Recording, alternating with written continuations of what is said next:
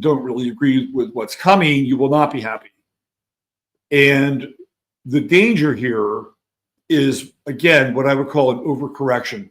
Not an overcorrection in the sense that we're going to get more men showing up in either, once again, police chief situations, sheriffs, police superintendent, mayors. That is going to happen.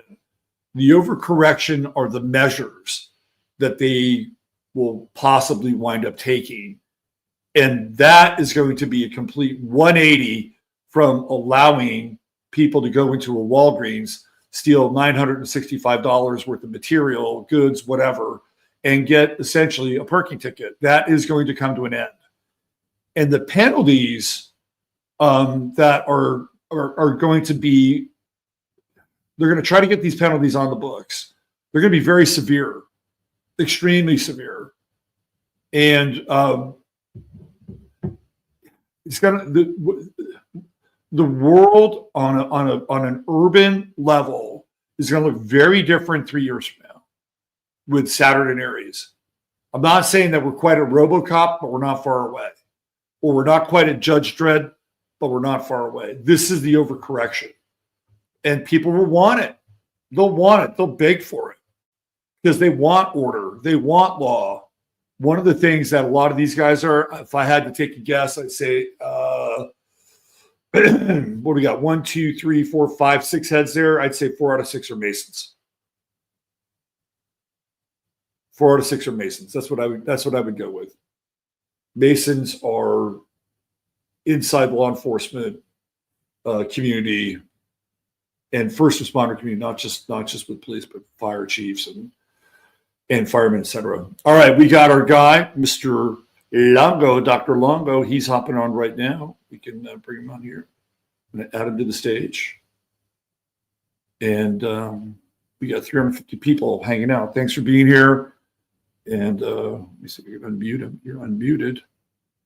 Okay. Well, he's going to unmute himself at some point. All right. One other thing that I wanted to bring up, and I don't know if we'll have time enough to talk about it tonight, but if you saw Friday's show, I really got into this whole thing with Alex Fine, his mother, Cassie, and Diddy. And I talked about Orpheus and Eurydice and the underworld and the movie Black Orpheus. And I talked about like the Venus Pluto square, the moon Pluto square, and this idea of like women who are either like Persephone or Eurydice and who are trapped in the underworld, right? And somebody on Friday's show did a quick look at Alex Fine's. Now, we don't have a birth time, but we know when he was born. He was born March 12th, 1993 in Cincinnati, Ohio. And I brought up Orpheus, right? Well, let me just show you this because one of Chattaria, one of our Chattarians brought this up in chat, and then I just went one level further with it. So check this out. Alex Fine has the asteroid Orpheus transiting Orpheus is conjuncting his sun. And this is what we were talking about in his, his like sort of dive into the underworld to rescue Eurydice, who is being played by Cassie. However, look at his chart. He has a freaking Pluto moon conjunction, scorpionic, right? It is these women that are trapped in the underworld. And his mother, if you followed the show was on Friday, I talked about, what we did over on Rumble with Pam Fine, Alex's mother, who was the person who was the counselor theoretically for Ethan Crumley, who went postal at Oxford High in Oxford, Michigan. Like she was like sort of the lead counselor there. And these 4 kids got killed, about half a dozen more got wounded. That's Pam Fine. That's his mother. We got the Pluto moon conjunction here, squaring Saturn and squaring Chiron. And it's almost like he feels like he has to play this hero, right? With Chiron and Leo. We talked about Knights. Right? He feels like, oh, I got to go into the underworld and I'm gonna go save Cassie, right? And it's like, really, dude? Who are you really trying to save? You know, let's. And I said on the Friday show, I said, you know, I think Alex Fine has mother issues, big mother. Look at that, Pluto Moon conjunction, right there. And we got all kinds of odds going on. We got Venus yachting off right there against against the Moon, right? Square Chiron, Pluto Moon Saturn square right there, fixed T square. We got a cardinal T square here. Like, this is a really crazy fucking chart. Crazy chart. And I just wanted to bring it up because we were talking about the underworld and this Pluto Moon conjunction and square Saturn, square Chiron. We could have a whole show just about that. We'll do that next week. All right, let's see if Long goes here. Here he is. What's going on, my man? Just hanging, just chilling. Good to see you. Good to see you too. How are you doing? I'm on fire tonight. It is, man. But yeah, this whole thing with Diddy and Cassie, it started with Alex Fine's mom, and you can't find anything really about her. It's like, you know, they've done a great job of scrubbing the details, but once you go down that rabbit hole and you see the lives, I'm just going to come out and say it, the lives that she's ruined. It's like, you know, it's very, very intense. And I kind of get fired up about it. Right. So you probably aren't aware of it, but she wound up taking this guy, Joe Lumpkin, to court. They were lovers briefly, and accusing him of all of this abuse. Remember, this is Alex Fine's mother, the guy who's with Cassie, who's, you know, part and parcel of the whole Diddy trial, right? And she's basically doing the same thing that Cassie's doing to Diddy, but with a different dude. And and I went down that legal route. I went down there, man. I looked at the case. She had nothing. She had nothing against this guy. Eventually, he has to plead to a misdemeanor, even though there were like 3 felony charges and 2 or 3 misdemeanor charges, because somebody has to take the fall, right? He's out of college. He's like the linebackers coach at Colorado University. They have a recent history of dudes acting out on campus. So somebody's got to take the fall. Pleads to a misdemeanor. It's no jail time. That was in 2015. I spoke to him last week. I called the guy up because I wanted to know, hey man, like, what's going on with your life? I actually want to have him on my show. And he's a really super nice guy. And you know what he said to me? He said, yeah, man, I'm really good. I'm a physical trainer. Guess who else is a physical trainer? Alex Fine, Cassie's husband, right? Mm-hmm. So they're both physical trainers. And he says, and at night I'm a security guard at a casino in Las Vegas. Not Vegas, Atlantic City. He says, but I'm not doing what I really love to do. I says, that coach? He says, yeah, he hasn't been able to coach football in 10 years.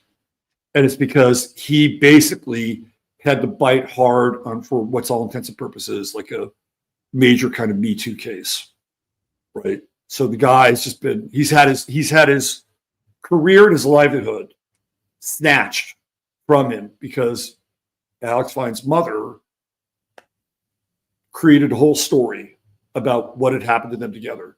But then it gets even worse because she winds up going to Michigan, where she is a counselor at Oxford High. There's a shooting there with a young man by the name of Ethan Crumley. Ethan killed 4 kids, half a dozen injured. Pam is kind of the lead person who's supposed to be dealing with disturbed students, and it slips right through her fingers. Right, completely slips through her fingers. And they had known that he had been problematic since October. It's November 21st, I believe, 2021. He goes post, right? And she's the person who's supposed to be the one that's dealing, like, that's her like calling in life, right? Oh, I'm the anti-bully expert, you know, I'm the community corrections and, resetting counselor, whatever the fuck her title is. and she doesn't do her job. So now you got 4 kids dead, half a dozen wounded. This guy who is, can no longer coach because of this, what I call bullshit trial. And she still has a job at this college, at this high school in Michigan. And meanwhile, her son comes riding on a horse to save Cassie from Diddy. Like, the whole thing is so fucking weird, right? Can I jump in here? Yeah, go ahead, man. Who is Alex Fine? I've never heard that name. Alex Fine is Cassie's husband. Okay. Who is Cassie? I know it's Diddy's ex, but so Cassie was with Diddy for about 11 years. And he met her through this producer, this guy named Ryan Leslie. He was kind of a club girl in New York. She looked hot. She had some training in ballet and dance and vocals. She's hanging out in the club. This guy, Ryan Leslie, meets her. They start working on this record. He takes her to go see Diddy. The word on the street is that I think they go to Long Island where Diddy has a house. Ryan Leslie goes to the bathroom and Diddy and Cassie are gone. Right? Like, Diddy takes her in his helicopter, and then the next day she's with Diddy. So Ryan Leslie and Diddy kind of make a deal. It's kind of like, hey, we can work together. I'm not really that into her. So they make a record for her, right? And then it does fairly well. Like sells 300,000 copies. She's got a contract with Wilhelmina Models, which is kind of weird because there's a history of Wilhelmina where there was this one model that was hired by Wilhelmina to fuck Bill Cosby over. I mean, literally, she's on record saying that Wilhelmina wanted to pay her $15,000 to get Bill Cosby to do something. Right. So it's the same modeling agency. And I'm not saying that's what Cassie did, but it's the same modeling agency. So then Diddy starts working with all these different producers and, like Pharrell and, Ye and Swiss Beats or whoever, right?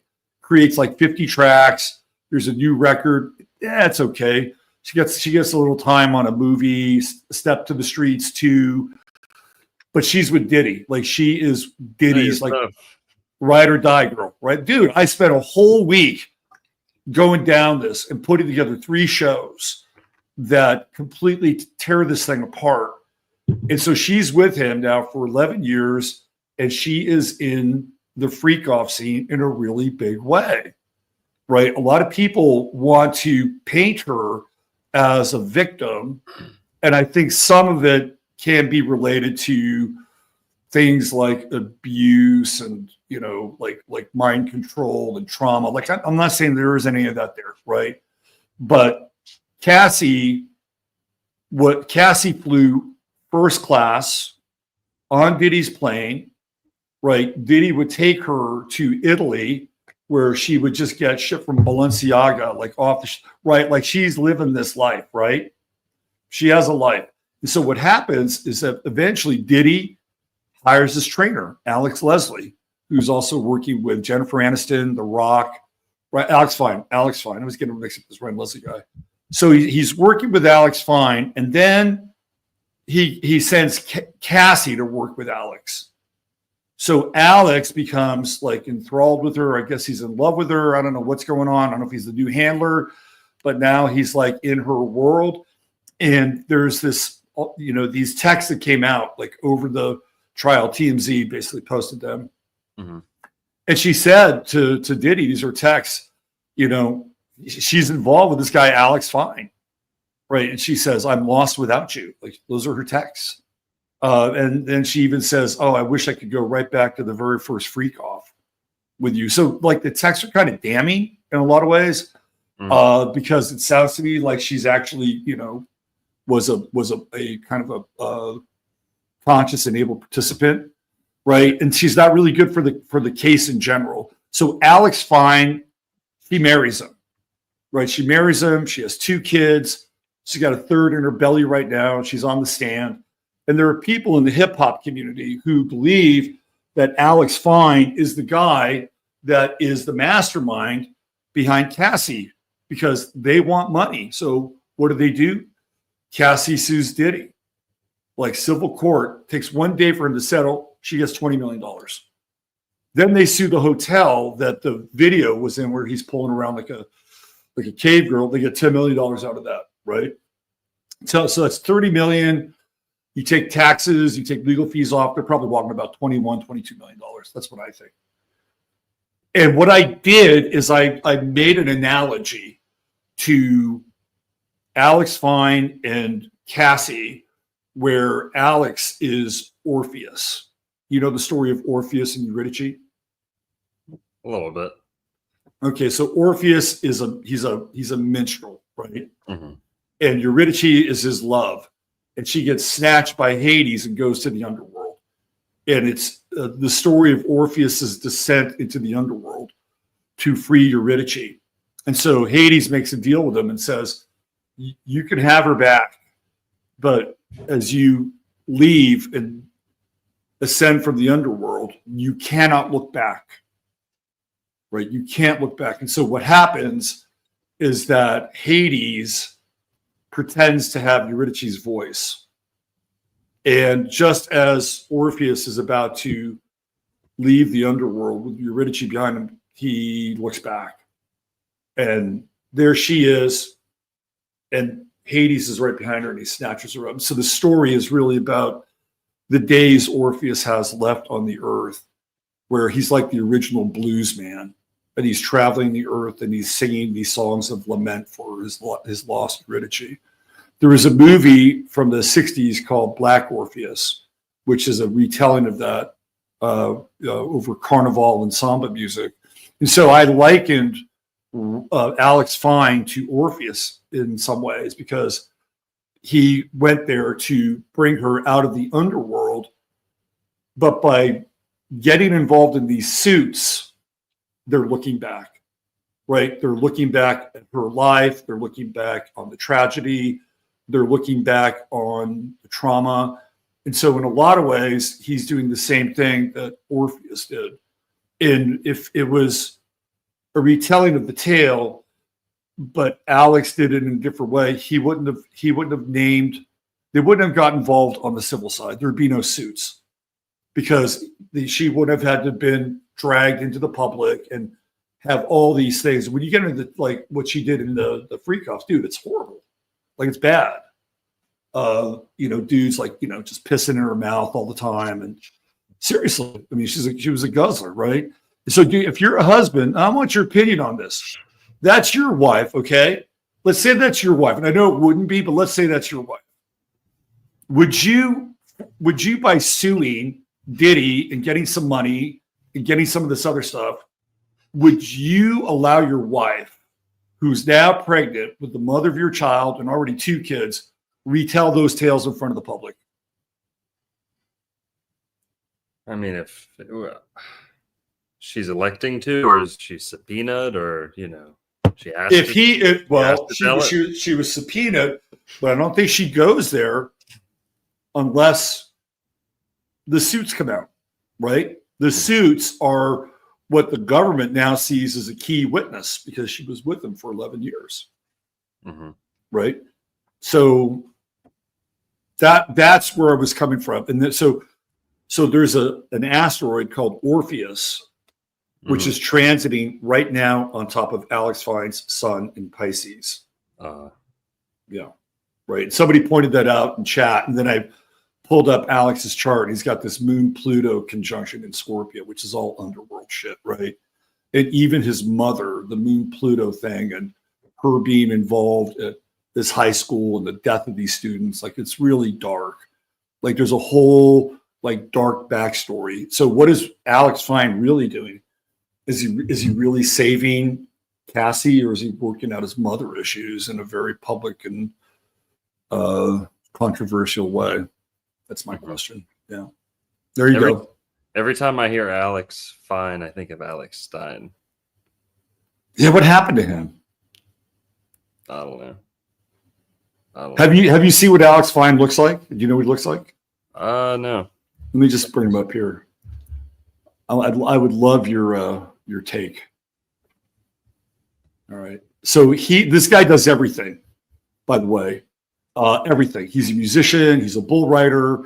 He's a master martial artist. There's nothing Alex Fine doesn't do. And now he is the knight in golden armor. Right. So that's Alex. That's Cassie. There's their little family. They got one more coming. Right. He's been in a couple TV shows. Right. There they are there. Right, there he is. He's got this thing called the Compton Cowboys where he takes kids out and takes them on horse rides. Right. So this is the Alex Fine Cassie story. There's your guy right there. Right. And then Diddy passes Cassie off to Alex so he can train her. So there you go. Now you got a face to match everything. Nice. Yeah. All right. So he's trying to be a knight, theoretically, and people are looking at him like, oh, look, he saved her. He's a white knight. He's a white knight. And maybe that's a good segue to start talking about the Knights of the Golden Circle. What do you think? Hell yeah. Always down. All right. So, by the way, if you're new to the show, which I doubt you are, this is our good friend Dr. Longo down there in Florida, who's been on the show a number of times. I've been on his show, does great work looking at the hidden history of Florida and just about anything else that piques his curiosity. Mm-hmm. Good to be back, Robert. It's good to see you again. Been tuning in recently. Your shows have been great. I was wondering, is he going to wear gold or yellow tonight? And I got it right. For Sunday? That's right. Yeah, I like your Sunday shirt. This is my Sunday shirt too. Stellar. So one of the things that I've been talking about is this egregore of the Civil War, right? Neptune is in Aries now. The Civil War basically starts with Neptune and Aries. And there's like this really weird kind of like Civil War zeitgeist that's kind of going around. And sort of the latest version of this are the South Africans, right, who are being theoretically liberated and coming from the south to the north, you know, and basically having their farms burned down, which is similar to some of the stories that happened in the Civil War, you know, with the Union and the Confederate Army. Again, you know, if we go down and believe that story. So this whole idea of the egregore of the Civil War, like, is kind of floating around now, right? You got the Carmelo Anthony thing in Frisco, Texas, and there seems to be some degree of racial tension that's associated with that, right? So I thought, let's get you on here because some of the stuff you talk about is related to that period, epic era, clearly the geographic area of the South. And I thought it would be a great time to sort of explore this with you. Hell yeah. I'm ready to dive in. What part of it do you want to start off on? Dude, you can start at the beginning, you can start in the middle, wherever you want to go that you think is relevant. Totes. On my end, I named it Who Were the Knights of the Golden Circle? So I think kind of a lot of times when I'm talking about them, I skip over that because it's easy to forget how neglected this history is, especially in American classrooms. The Knights of the Golden Circle were essentially the Confederate Freemasons. So leading up to the Civil War, there was a group of secret societies in the South who had members all over the United States, you know, just like the Masons. But in the times leading up to the Civil War, there was a lot of tension in the South. There was disagreements. And many of the Masons in the South kind of sensing that there was something to come, you know, this great change was coming, perhaps even part of the plan, you know, one of their plans. The Freemasons in the South decided to kind of rebrand themselves as the Knights of the Golden Circle. Now that's when the big change happened, when most of the Freemasons in the South ended up joining the Knights of the Golden Circle. There had already been a secret society in the South that didn't have as great of a membership, didn't have as much of a, you know, crossover between the Freemasons to the Knights of the Golden Circle. They were known as the Order of the Lone Star. So they were kind of the predecessors to the Knights of the Golden Circle. And the Lone Star, in the Order of the Lone Star, the OLS, and let's call the Knights of the Golden Circle the KGC, right, just to abbreviate. The OLS, that Lone Star, that's the same Lone Star that your state takes its motto or, kind of Right. slogan from. So it's not my state, but it's the state that I love. But yeah, you're right. Yeah. And well, you're a proud Texan, aren't you? Well, I'm a Texan. Let's just put it that way. For now, I live here and I appreciate the people here. Let's put it that way. Yes. Yeah. And well, you're an honorary Floridian at the end of the day. And the Knights of the Golden Circle kind of, I have a crossable membership going here. Yep. Okay, cool. Because the Knights of the Golden Circle, this story, fascinating story, very, very hidden history. This tells the story of how it was Floridians who went and created, or at least kind of carved out Texas as we know it today, who went over and did the first big rescue mission before Texas gained its independence. Interesting. From Mexico. Mm-hmm. This was Floridians. So we'll kind of start off with the Order of the Lone Star. Kind of around the 1810s or so, there was trouble brewing in Texas on the frontier, right? A frontier of sorts. There was a lot of English and German speakers. Not as many Germans as would come later, but there was Anglo settlers, right? Anglo-Saxon settlers in Texas. What we know as Texas today. Then it was still Mexico. And a lot of these kind of white or English-speaking settlers, they were running into trouble. Maybe they were causing some trouble. I imagine they might have been, but they were running into a lot of trouble. They were getting persecuted, according to them. And it was ugly, right? There was conflicts with Native Americans, and then the Mexican groups were kind of warring with each other, and there was big disputes in Mexico. So they would think they'd be safe for a time. There'd be a leadership change. Then they would be kind of chased out. So this is all pre-1850, right? Yeah, this is like 1810 or Right. 1800, 18 teens. Right. Yeah. So trouble's brewing in Texas, and they kind of put out a call for aid. Hey, Americans, can you guys help us? Now, at this point, there was a lot of English speakers in the panhandle of Florida, like from Gainesville over to Pensacola. There was a fair amount of English speaking militiamen. And I think they were called the Florida Rifles. But basically, they heard of these Texans who needed help.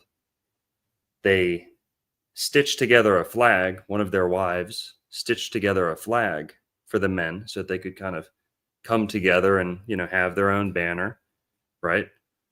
That was a big step, in kind of having a militia back then. It meant a lot, especially in occult circles, which insignia you're going to choose tells a lot about the inspiration behind the movement and so on and so on. Well, what did they choose? The mainstream story goes that out of simplicity, out of necessity, they didn't have much. They made a lone star. One of the wives of the men patched together a lone star flag for them. So according to the history books, that's the inspiration, that's the origin, and look no further, right? You and I know the Lone Star means a heck of a lot more than that. There's a couple Lone Stars they could be referring to, but the occult symbolism and the esoteric associations are endless, right? I've got my whole spiel on it, but she makes a Lone Star. We'll reveal who it probably is later on, but She makes a Lone Star flag.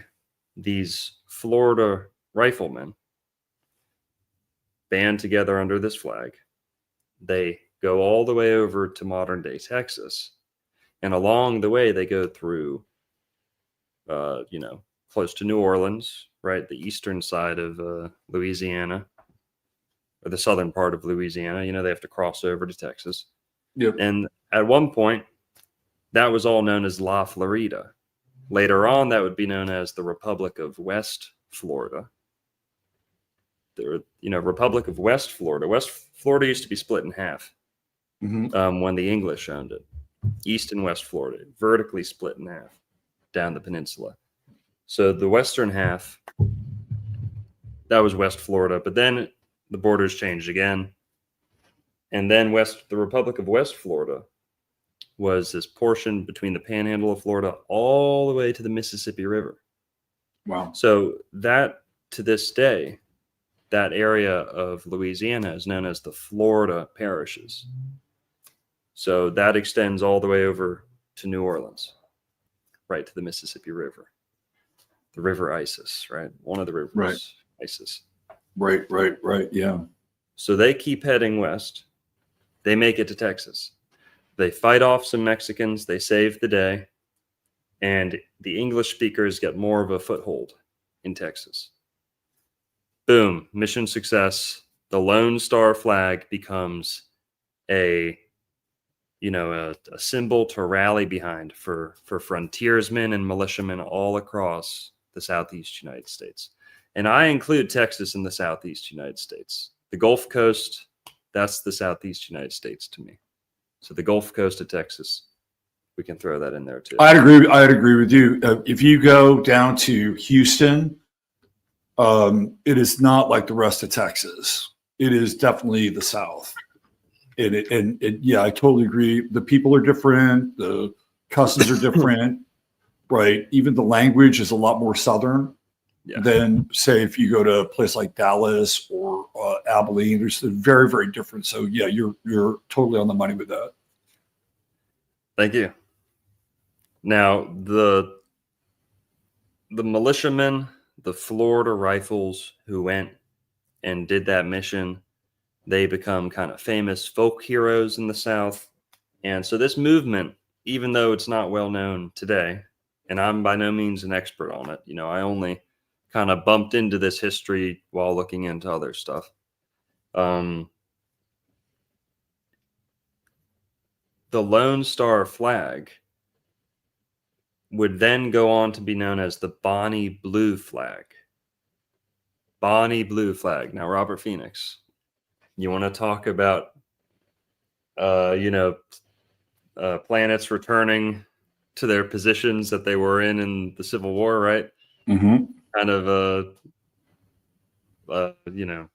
hear me out on this one. Who just got on the scene and is quite literally banging half of America? Well, I was going to say Bonnie Blue, the porn star. Bonnie Blue is touring the Southeast United States. She's bouncing back and forth across the Atlantic. Bonnie Blue. Yeah. Where did she come up with that name?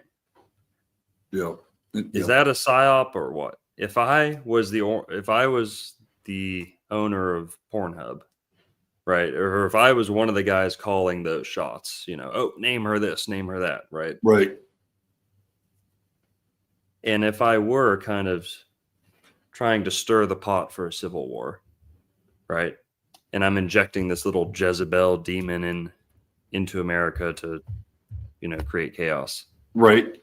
A foreign agent. I would name her Bonnie Blue to kind of throw people off the trail too. And another way of looking at this is Disney Frozen. When they make Disney Frozen, the movie, or Disney on Ice, right? Why is Disney on Ice for decades and decades? Disney Frozen, Disney on Ice, they create these because it's empty content. It's empty garbage made so when you search Walt Disney Frozen, body preserved, you get a bunch of junk and fairy tale garbage instead. Right. So I think that's part of the Bonnie Blue. agenda here. Now, I know it's hilarious, and I know it's a little bit of a stretch, but No, I don't think so. I mean, because look, when I just put these images up here, yeah, right? So you have this is the flag you're referring to, yep, and right next to the flag is this Jezebel, which is, I think, an appropriate term for her. And even when you get down here, right, American Battlefield Trust, Bonnie yeah, Blue flag. And so you have these images commingled with this exactly. woman who has risen on the scene. Like, I slept with 400 virgins. Yep. It's the same thing when you search Disney Frozen. Yep. The first 100 results are going to be about the stupid movie that they make you watch at the dentist.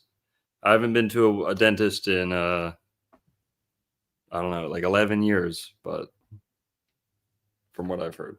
So that's the Bonnie Blue flag is the Lone Star flag. That's Yeah. one of the renditions of the Lone Star flag. So you I see have that. kind of this motif of the Lone Star getting passed around Southeast United States.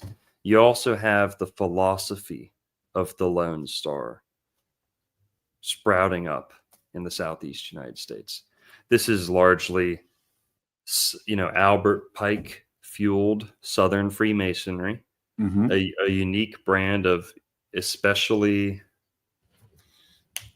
interested in world wars. Yep. Yep. That's kind of the prophecies Pike was laying out. I've read Morals and Dogma. He speaks about Lucifer. He speaks about the star of the morning or the evening star. Lucifer, I'm going to go out and give my opinion here. The lone star that they are referring to is Mhm. not the North Pole star. Mhm. Right.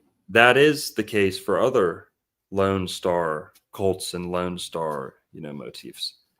This lone star, the 5-pointed lone star, always 5-pointed, that's Venus. It is Venus. Lucifer. It is the Mhm. star of Lucifer being revered by liberty obsessed Southern Freemasons.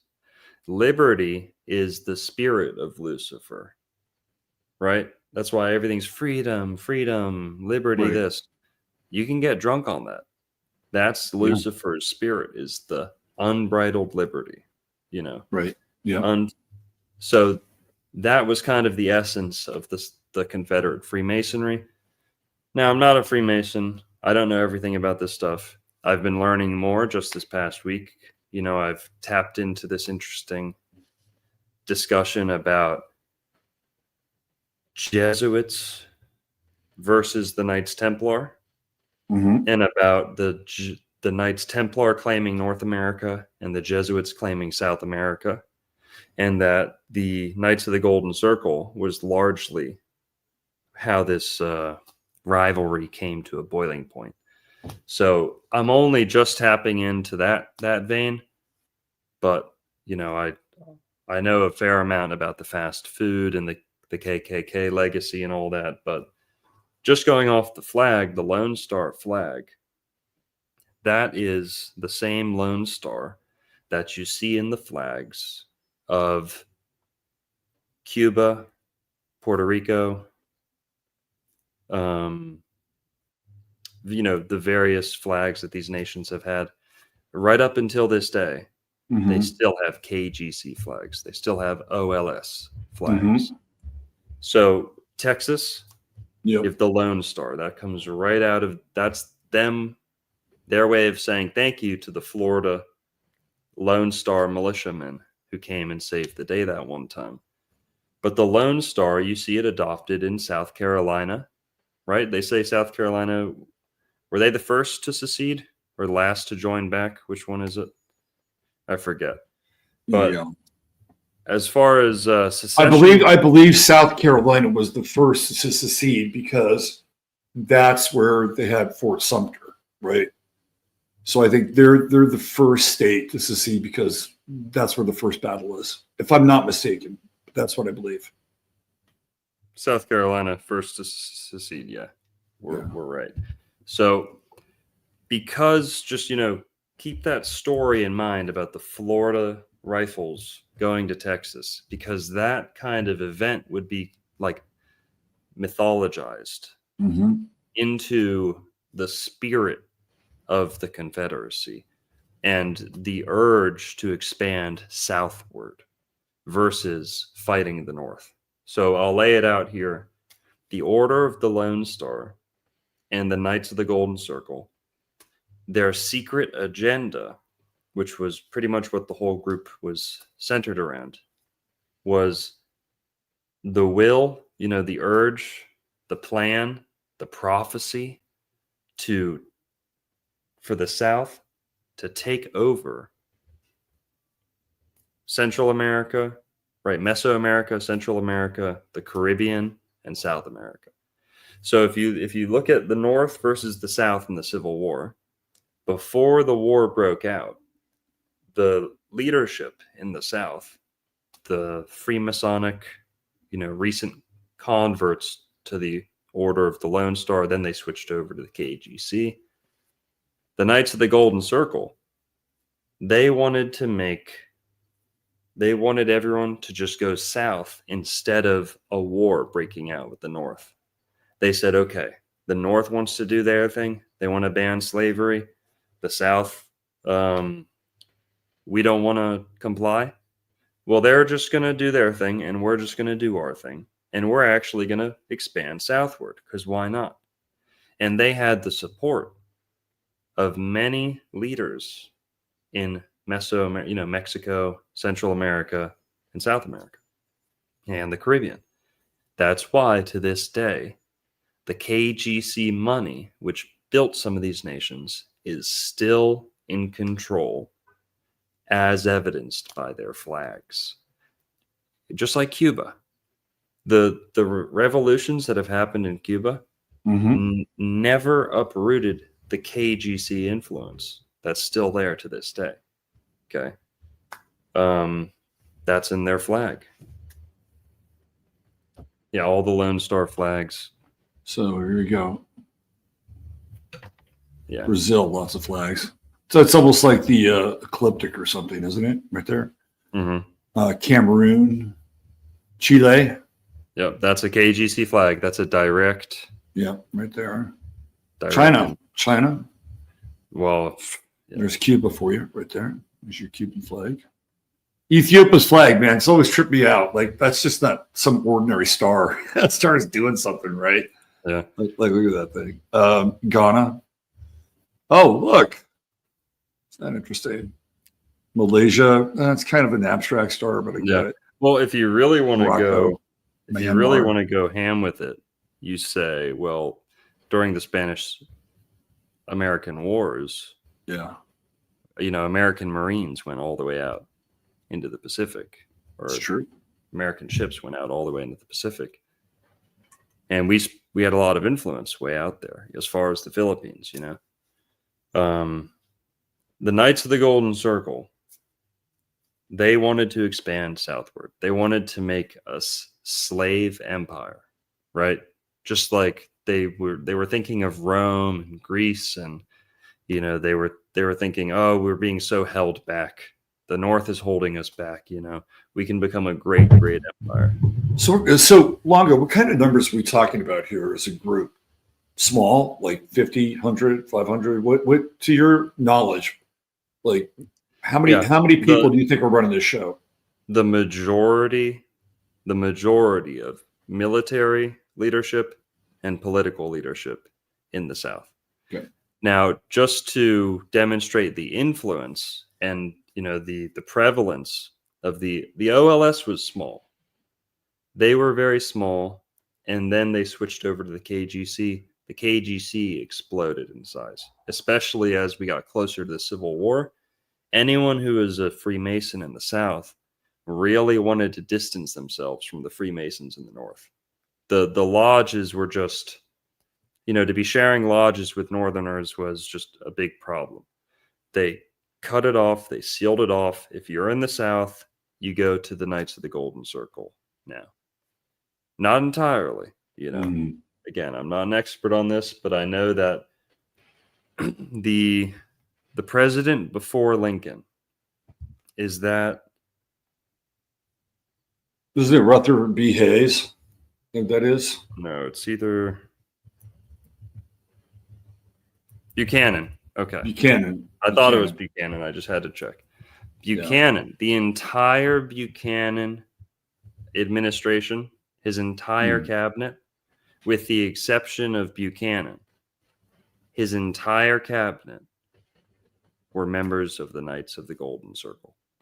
Really? So the entire presidential cabinet that preceded Abraham Lincoln. Now, why is that relevant? I think it's very relevant, but especially because Abraham Lincoln, when he ended up being assassinated, all of the conspirators. Now you can question the narrative and say, "Oh, that it was fake. That never happened." Whatever. The names that are listed as the conspirators, those people, they were all of them, members of the Knights of the Golden Circle. So John Wilkes Booth was a confirmed member of the Knights of the Golden Circle. This was huge. It was big, big, big. Over 100,000 members. I've heard 250,000 members, at its peak. But paying members, registered members, you'd have to go look at the. There's experts who'd be able to tell you that. This guy, I think James Keenan. Yeah.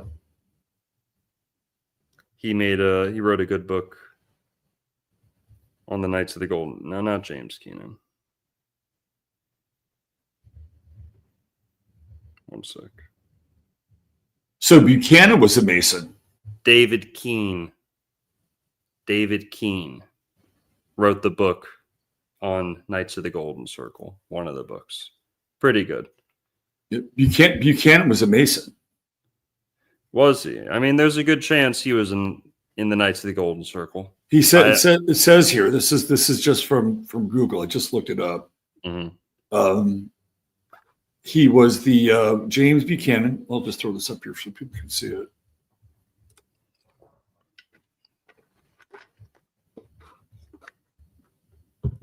So James Buchanan, the 15th U.S. president, was indeed a Freemason. He was initiated into Lancaster Lodge number 43 in Pennsylvania in 1816. He later served as the lodge's worshipful master and as a direct deputy grand master for the Grand Lodge of Pennsylvania. So he's the head dude of the entire state.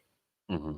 Buchanan's Masonic journey continued throughout his life, reflecting the importance of Freemasonry in his personal and public life. So these are the details. He was initiated into the Lancaster Lodge number 43 in 1816. That's where he served as worshipful master.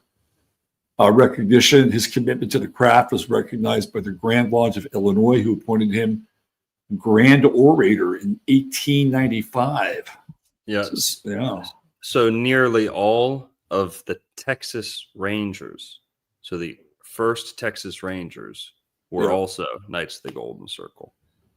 Well, let me just give you a little boots on the ground kind of affirmation of that. So in Fredericksburg, they have a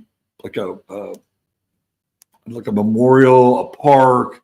It's also kind of like an open space with a covering where you can have like events and meet. That's all Texas Ranger stuff, right? And they've got like, it's kind of like a monument to the Texas Rangers. And like when they have an event there or something that's going on, it is filled with Freemasonic stuff, right? It's like Texas Rangers, Freemasonic patches. Like you can buy all this shit, right? So to your point, like not only was it happening then, well, guess what? It's still happening now. And there's something really weird that happened with this land. So Fredericksburg is one of the few places in the United States where there was a treaty between the person who was running the place, who was a German. The Germans came here in 1850, and this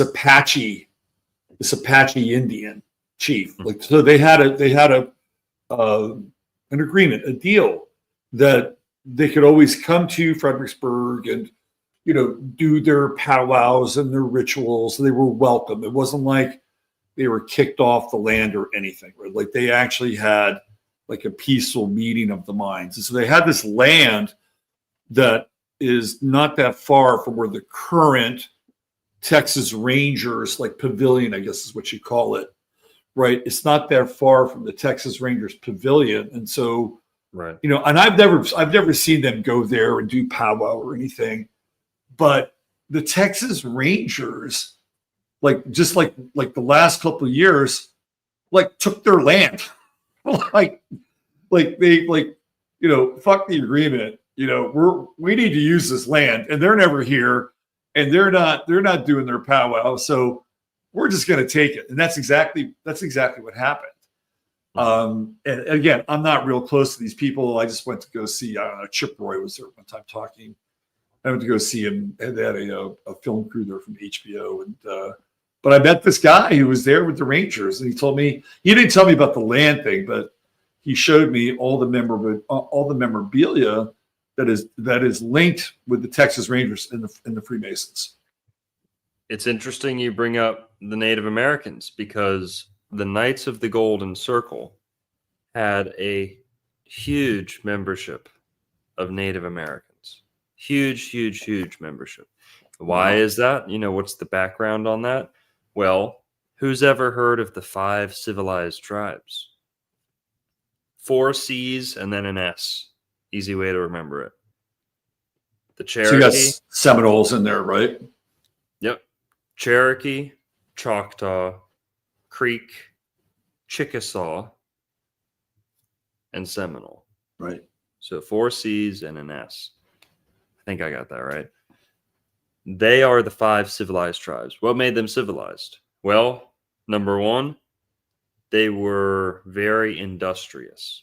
Everything the white man did, they were able to pick up pretty quick. They fought with guns. They rode horses. They kept cattle. You name it. Cherokee had their own written language. Did their own language? Yep. Yeah. Yes, they did. And those 5 groups, they have their own kind of initiatory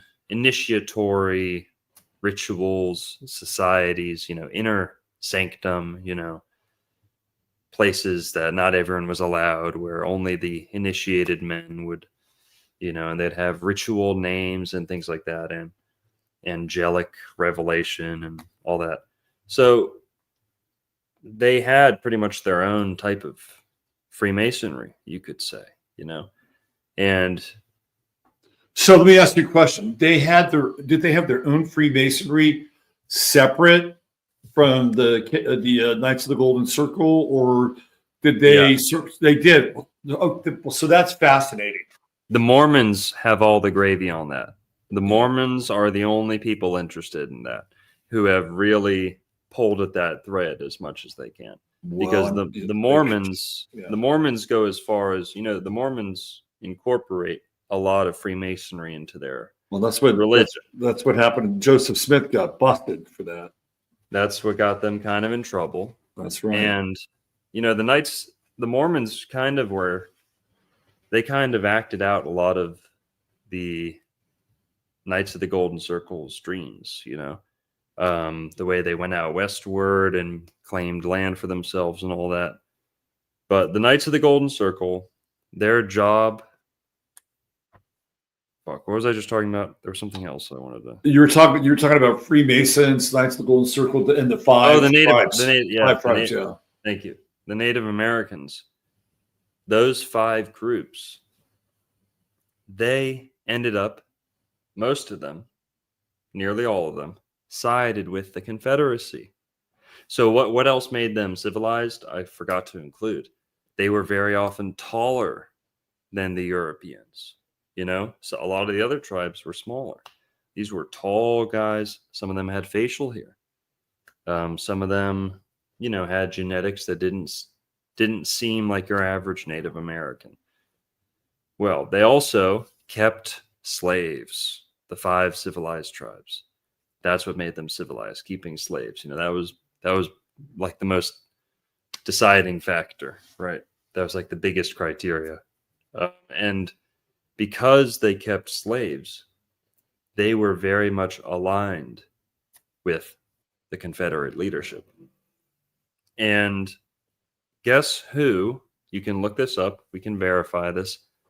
Guess who went out and personally persuaded the representatives from the 5 civilized tribes to officially join in with the Confederacy?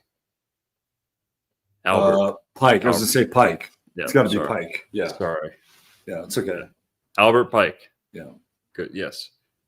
Albert Pike met with the Native Americans and convinced them to join the Confederacy. Do you know that? Do you know that? What during the whole George Floyd thing, and they were tearing down statues. They tore down Pike's statue. You know that, right? Yep. And then guess what? They got put back up.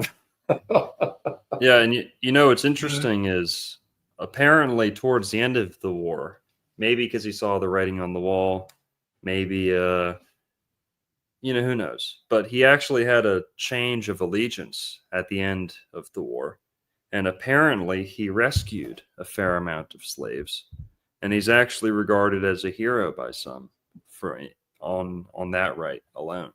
So have you been able to verify that Pike spoke like 5 or 6 languages fluently? Have you heard that? hang on, I'm double checking one of the other things we were talking about. That he could speak 5 or 6 languages Fluently. I don't know. I don't Yes, know. that's the word on the street. Is I that know he it. could speak 5 or 6 languages fluently, and apparently he had like a towering intellect. Like he was beyond smart.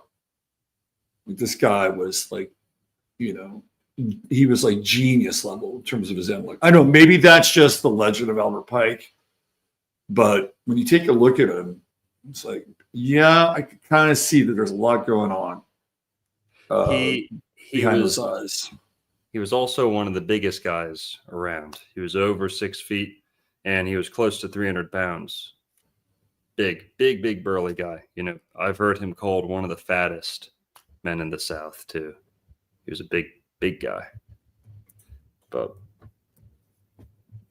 you didn't see many fat people back then. No, people were pretty much height weight proportionate, but he didn't miss a meal, did he? Nope. Now He's from the north, which is interesting, right? Like Albert Pike was born in Boston. How does he get to the South and claim that as his like territory? Do you know anything about that story? I don't. I know that a lot of the KGC were Northerners who were allied with the South, but didn't want to leave their lives in the North behind, but ended up leaving at the last second when war did break out. But Albert Pike, it's not known for sure how much influence he had in the creation of the KGC, but he definitely sanctioned it. And you can see they kind of adopt some of the things he believes as well as core tenets of their movement. But the Knights of the Golden Circle, you had to be initiated into, just like the Freemasons. Mm-hmm. And you had to buy into. You had to pay some money, and basically you especially had to give your support for the movement to expand south. That was the big thing. That was the big goal. So we talked about the Lone Star a little bit and how it might be elusive for the planet Venus. Mm-hmm. Right. I just realized I'm wearing this too. I saw that with the star. Yeah. It's a band t-shirt. Calm down, guys. Mossad doesn't pay me enough to wear stuff like this for fun, But basically, the Knights of the Golden Circle. What's the Golden Circle? The Golden Circle is the golden circle of influence that they were hoping to establish across the Gulf of America, then the Gulf of Mexico. So you can see the circular shape of the Gulf of America. From the tip of Florida around down Texas or down Mexico to the tip of the Yucatan, you have a nice O, C, or a Q shape, right? Nice round crescent or a circle. Mhm. Yeah. Golden circle, golden crescent. That's the golden circle in the Knights of the Golden Circle. The KGC. Now keep that in mind. Circle, circle, right? Keep all these words are important because they never go away. They just shapeshift a little bit. They just shed a little skin and the movement keeps on slithering. The Knights of the Golden Circle had so much influence in the South that, like I said, the majority of the military leaders and political leaders were members. Everyone can go look this up for themselves. Watch my video on it. It's pretty good. If anyone's ever seen National Treasure, the movie, the second National Treasure movie, the whole plot is about the Knights of the Golden Circle. Kind of like a soft disclosure of sorts. I know Nicolas Cage is deeply into the occult. He has an occult library. And my friend Juan, shout out to the Juan on Juan podcast. Oh, yeah. Yeah. He's done a whole interview with Nicolas Cage's son, his biological son. And he kind of tells all about his occult influence and how he only chooses projects that kind of satiate or satisfy his desire to go into deeper, darker, more mystical roles. His son has a pretty like occult dark vibe, right? Like, yeah, he's like a goth opera metal singer type. Yeah, like that's yeah. But interesting. So we've got the Knights of the Golden Circle. Let's talk about their initiation process, their ceremonies, their attire. The Knights of the Golden Circle, they were very caught up with the chivalric movement, the resurgence of chivalry that kind of was leading up to the Civil War that not many people alive today understand. Mm-hmm. Why was everything knights this and castle that? By the way, the Knights of the Golden Circle, instead of lodges, they switched all the Masonic lodges to castles. And keep that Texas story in mind, because the Alamo. Yeah. Why was the Alamo the point of no retreat? Here's where we fight, here's where we go down. Yeah. Because the Alamo itself was the previous Freemasonic lodge. And right across the street, or that might have been right across the street too, or attached to the military installation, Mm-hmm. there was a Freemasonic lodge, longtime lodge, and then it was the new one of the local headquarters for the Knights of the Golden Circle. Right. So and all those guys from the Alamo that are so famous in Texan history and lore, they're all Masons too.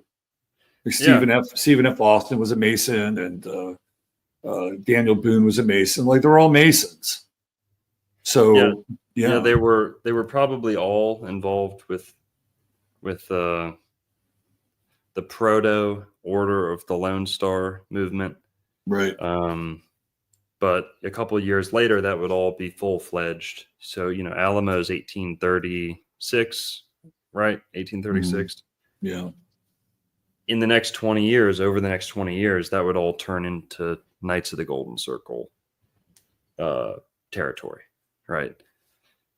So the Alamo would end up becoming one of the Knights of the Golden Circle outposts afterwards.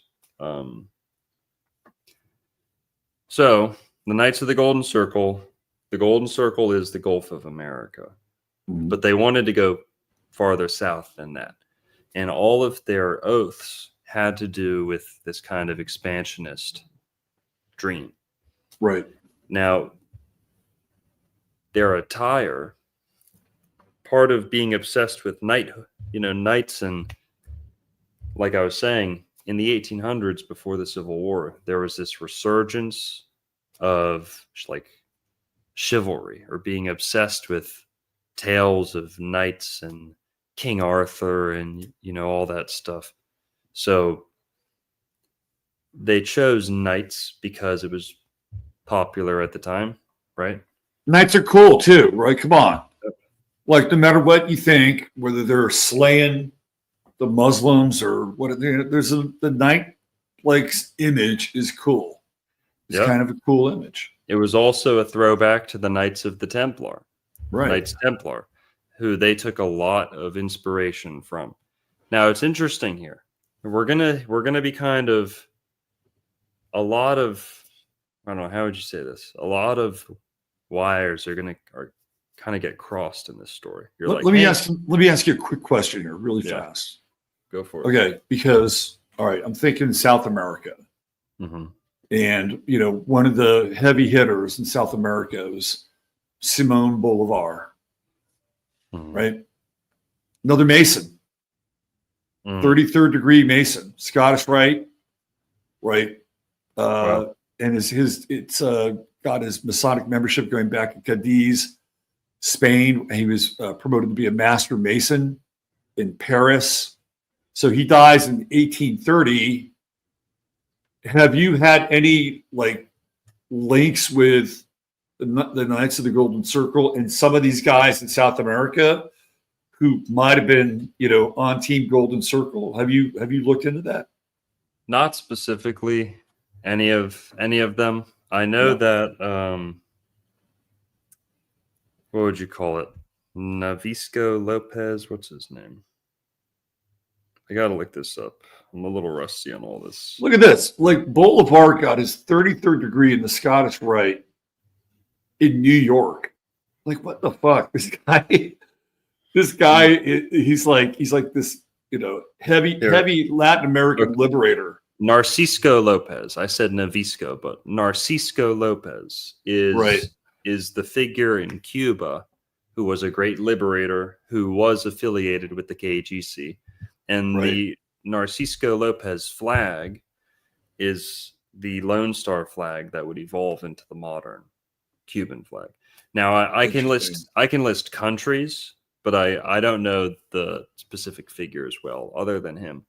I know that Nicaragua had multiple successful filibusters. So filibuster, today that means to go waste time at the podium speaking, right? When a bill, right, they're trying to pass a bill or you're stalling in Congress, right? That's a filibuster, wasting time speaking.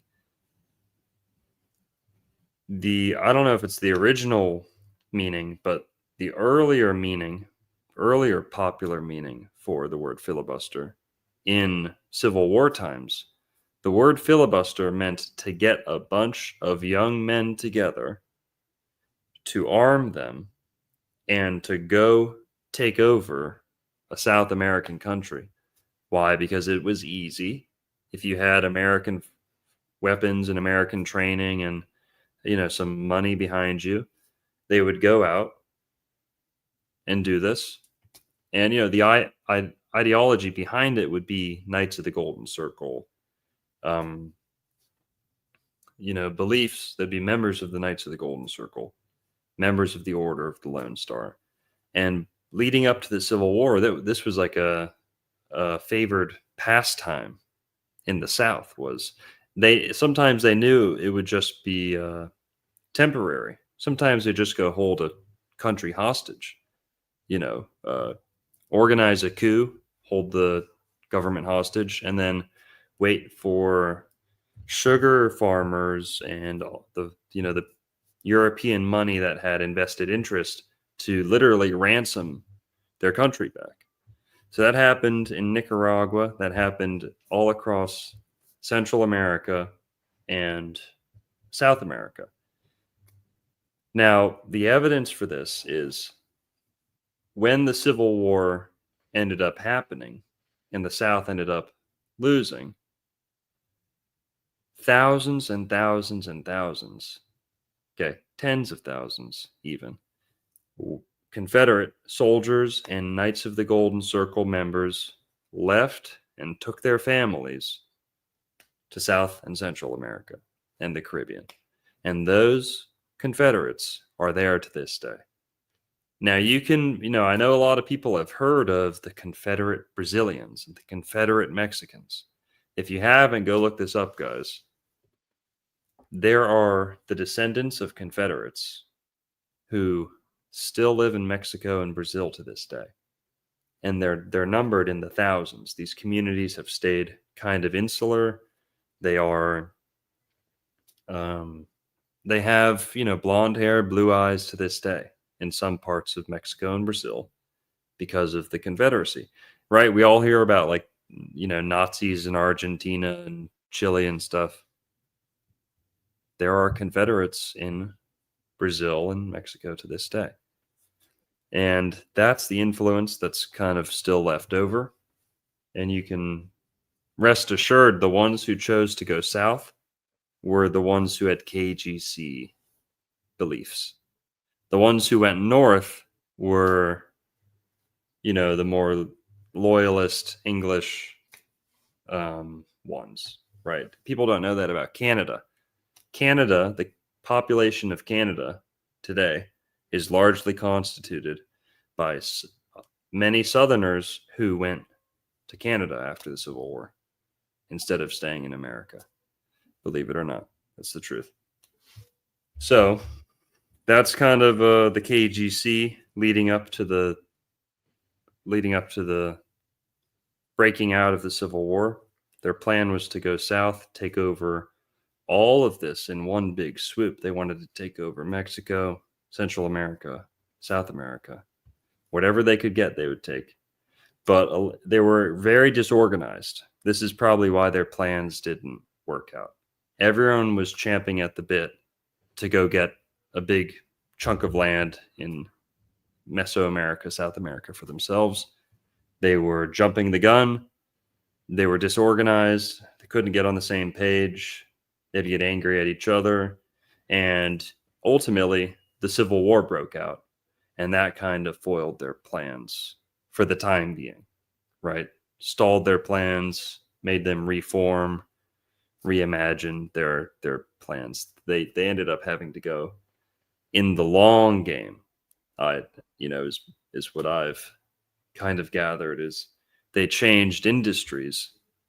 But what we do know is, we can talk about the Civil War a bunch too, but the KGC, when the Civil War broke out, they really just kind of became like the military police, almost like the SS of the South. Mm-hmm. They became more of like the Knights Templar. They were involved in espionage and message, bringing messages from lodge to lodge or castle to castle. Right. They played a role in secrecy, code making. They were obsessed with code making. Obsessed with code making. Everything was in code. They had handshakes, many handshakes. But the Knights of the Golden Circle, when the Civil War breaks out, their plans are kind of foiled. Fast forward to the end of the Civil War. Of course, you have the assassination of Lincoln. That was all KGC. That was a KGC plot. When the Civil War ends, what do? Some of them carry on their plans in other ways, but the bulk of them remain in the South, bitter, upset, revengeful, right? Playing the long game. They know they can't just break out into war again. That won't work. For them, they needed the South to rise up in another way. They wanted that dream of having the slave plantation. They needed to live it in the 20th century, in the 21st century. And that's kind of what leads to the fast food conspiracy. The missing link between the two, the KGC and KFC, you can roll your eyes, but all the evidence is there. The KGC would go on to become the KFC, but first they had to become the KKK. So that's the second part of this. The second big part of the KGC is they turned into the KKK. Knights of the Golden Circle became the Ku Klux Klan. It's right there in the name.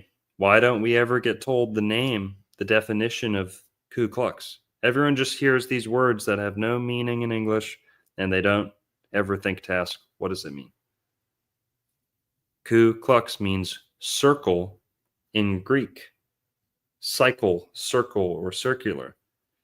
Kuklos, right? The U is a Y sound in Greek, or vice versa. The Y is a U sound in Greek. And the soft C's that we see in circle or cyclical turns to a K. So the C's turn to K's, and you get Kuklos, right? Like Cyclops, right? Mm-hmm. Circle, cycle. So they became, from the Knights of the Golden Circle, they became the Knights of the Circle Clan. All K'd because it's Germanized. There's, little to no C in German, so they'd make it KKK. Why? Because the K, the G, and the C all make the hard K or G sound in German. So Right. Germanized, it's KGC becomes KKK. Another thing behind that is you have the 3 times 11.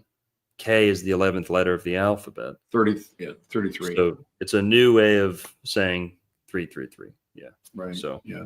where do you, that's the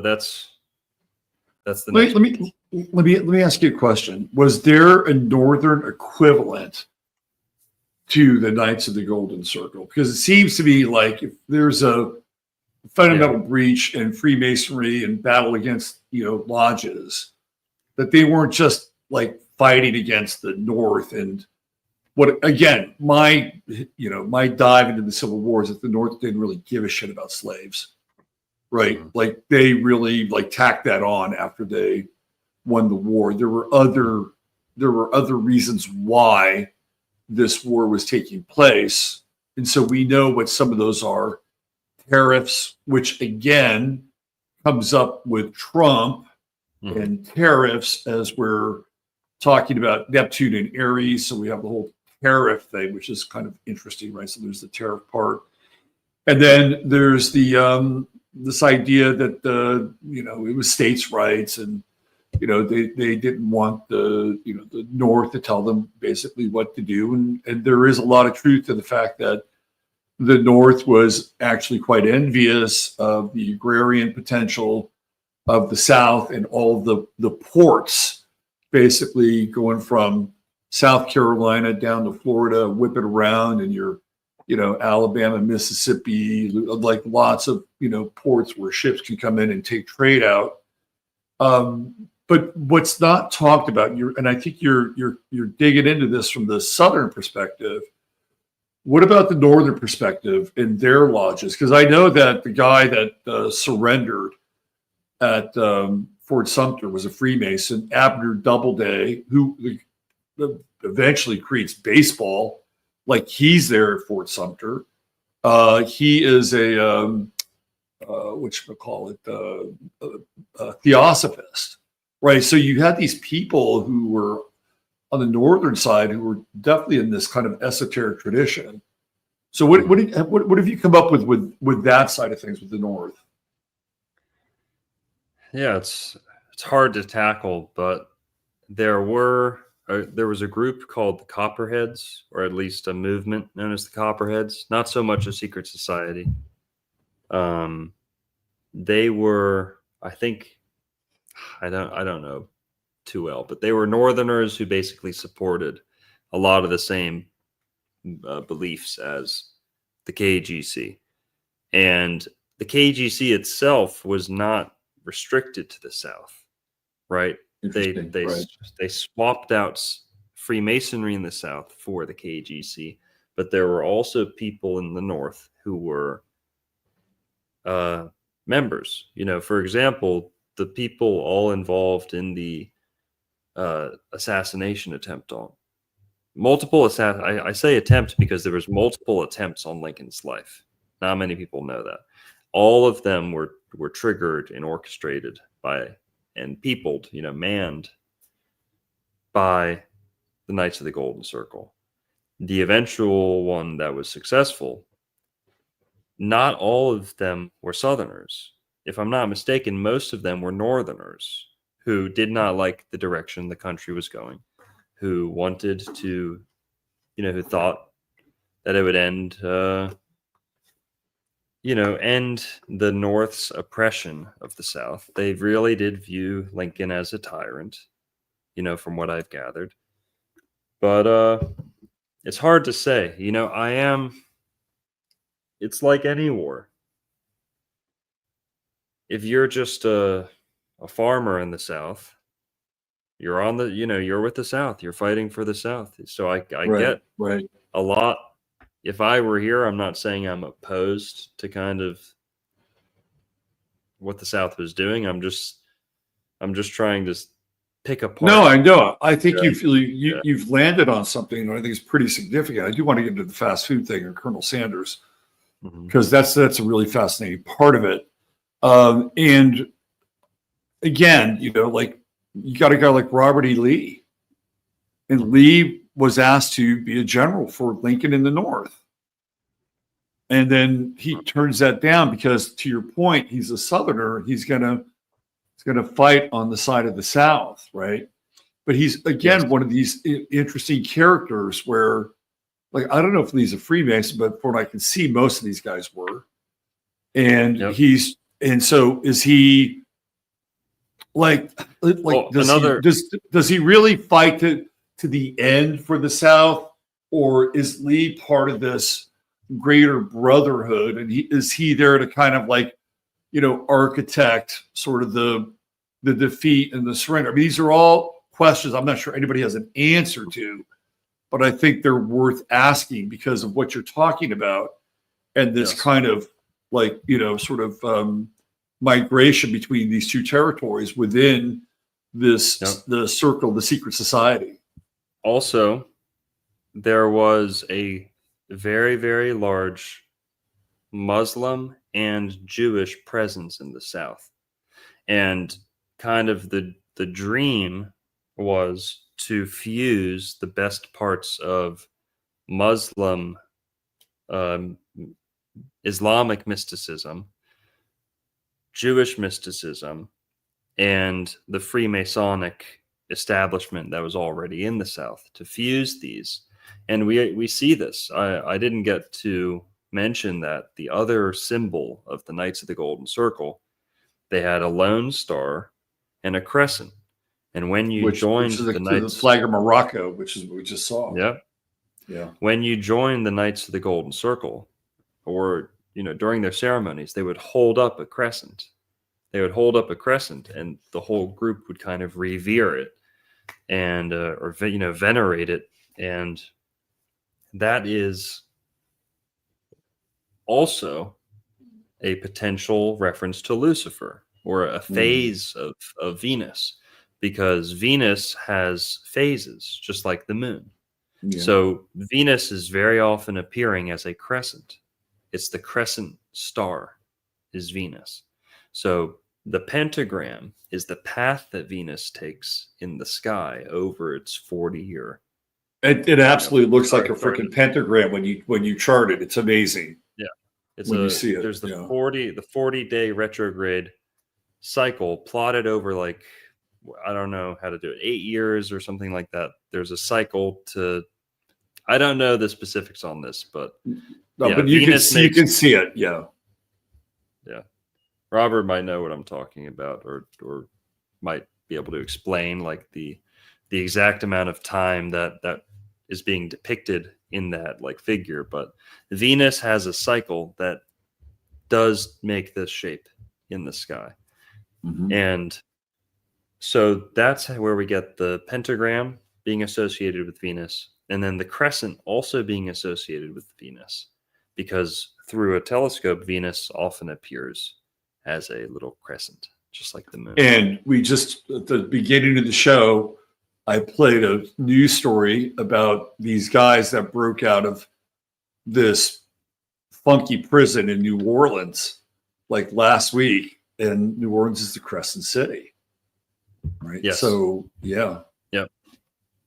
It is. This is what the pentagram cycle looks like. We're going to show it to people here. This is the so the pentagram of Venus refers to the apparent path of Venus traces in the sky when viewed from Earth over an 8-year period, which you're referring to. The path resembles a 5-pointed star or a pentagram because Venus makes 5 close approaches to the Earth during this time. These close approaches, known as inferior conjunctions, occur when Venus is aligned with the Earth and Sun. So it would mean that they would be in the same sign, but at a certain period of time.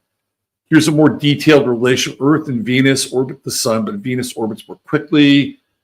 Over the Earth, 8 years, Venus completes approximately 13 orbits. The inferior conjunctions, these occur when Venus is aligned with Earth and the Sun, making Venus appear very close to the Earth and the Sun sky. As Venus orbits the Earth, based observers see the inferior conjunctions forming a pentagram-like pattern. During these close approaches, Venus appears to be backward, retrograde in the sky compared to its usual motion. That's the retrograde side of it. And then the pentagram pattern is completed over an 8-year period, with each petal of the pentagram taking about 18 months. So there you go. Yeah. So that's the crescent. And if anyone kind of just wants to realize how much of this they already know, I'd like to point out the flag of South Carolina, which is the crescent and the palm tree. The original South Carolina flag, crescent flag, had a crescent and a star. And many, many battle flags in the Southeast United States before, during the Civil War, had a star and a crescent. The first flag for the Confederacy was the Lone Star flag. It was a revival of that Bonnie blue flag. You have to admit, like, this crescent and the palm tree is a really unusual state flag. And this all goes back to the Sumter Turks. So Sumter had Muslims fighting for him. Scouts, highly trained Muslim or Turkish scouts fighting for him in the Civil War. After the Civil War, there was a name for that. There's a name for those soldiers. There's a particular name for them. It's not just any scouts. But keep going. I'll figure out what the name is. Keep going. This Sumter gave them land in Sumter County, South Carolina. They were given land in Sumter County, South Carolina, and they're there to this day. Their descendants are there to this day. They're not black. They're not white. They are something in between, largely Native American. They do have mixed lineage, but they are Turkish. They're Turkish, mysterious Turkish population in South Carolina. And this also explains, or largely explains, the overwhelming prevalence of Moorish revival architecture in the Southeast United States. Why is there so much Moorish architecture in the Southeast United States if there's no Muslims? Where's all the Muslims? Right. The Spanish had just conquered the Moors before they came to the Americas. Why were they so eager to replicate their enemies' architectural style all over the Southeast United States? Why would they give them an homage like that?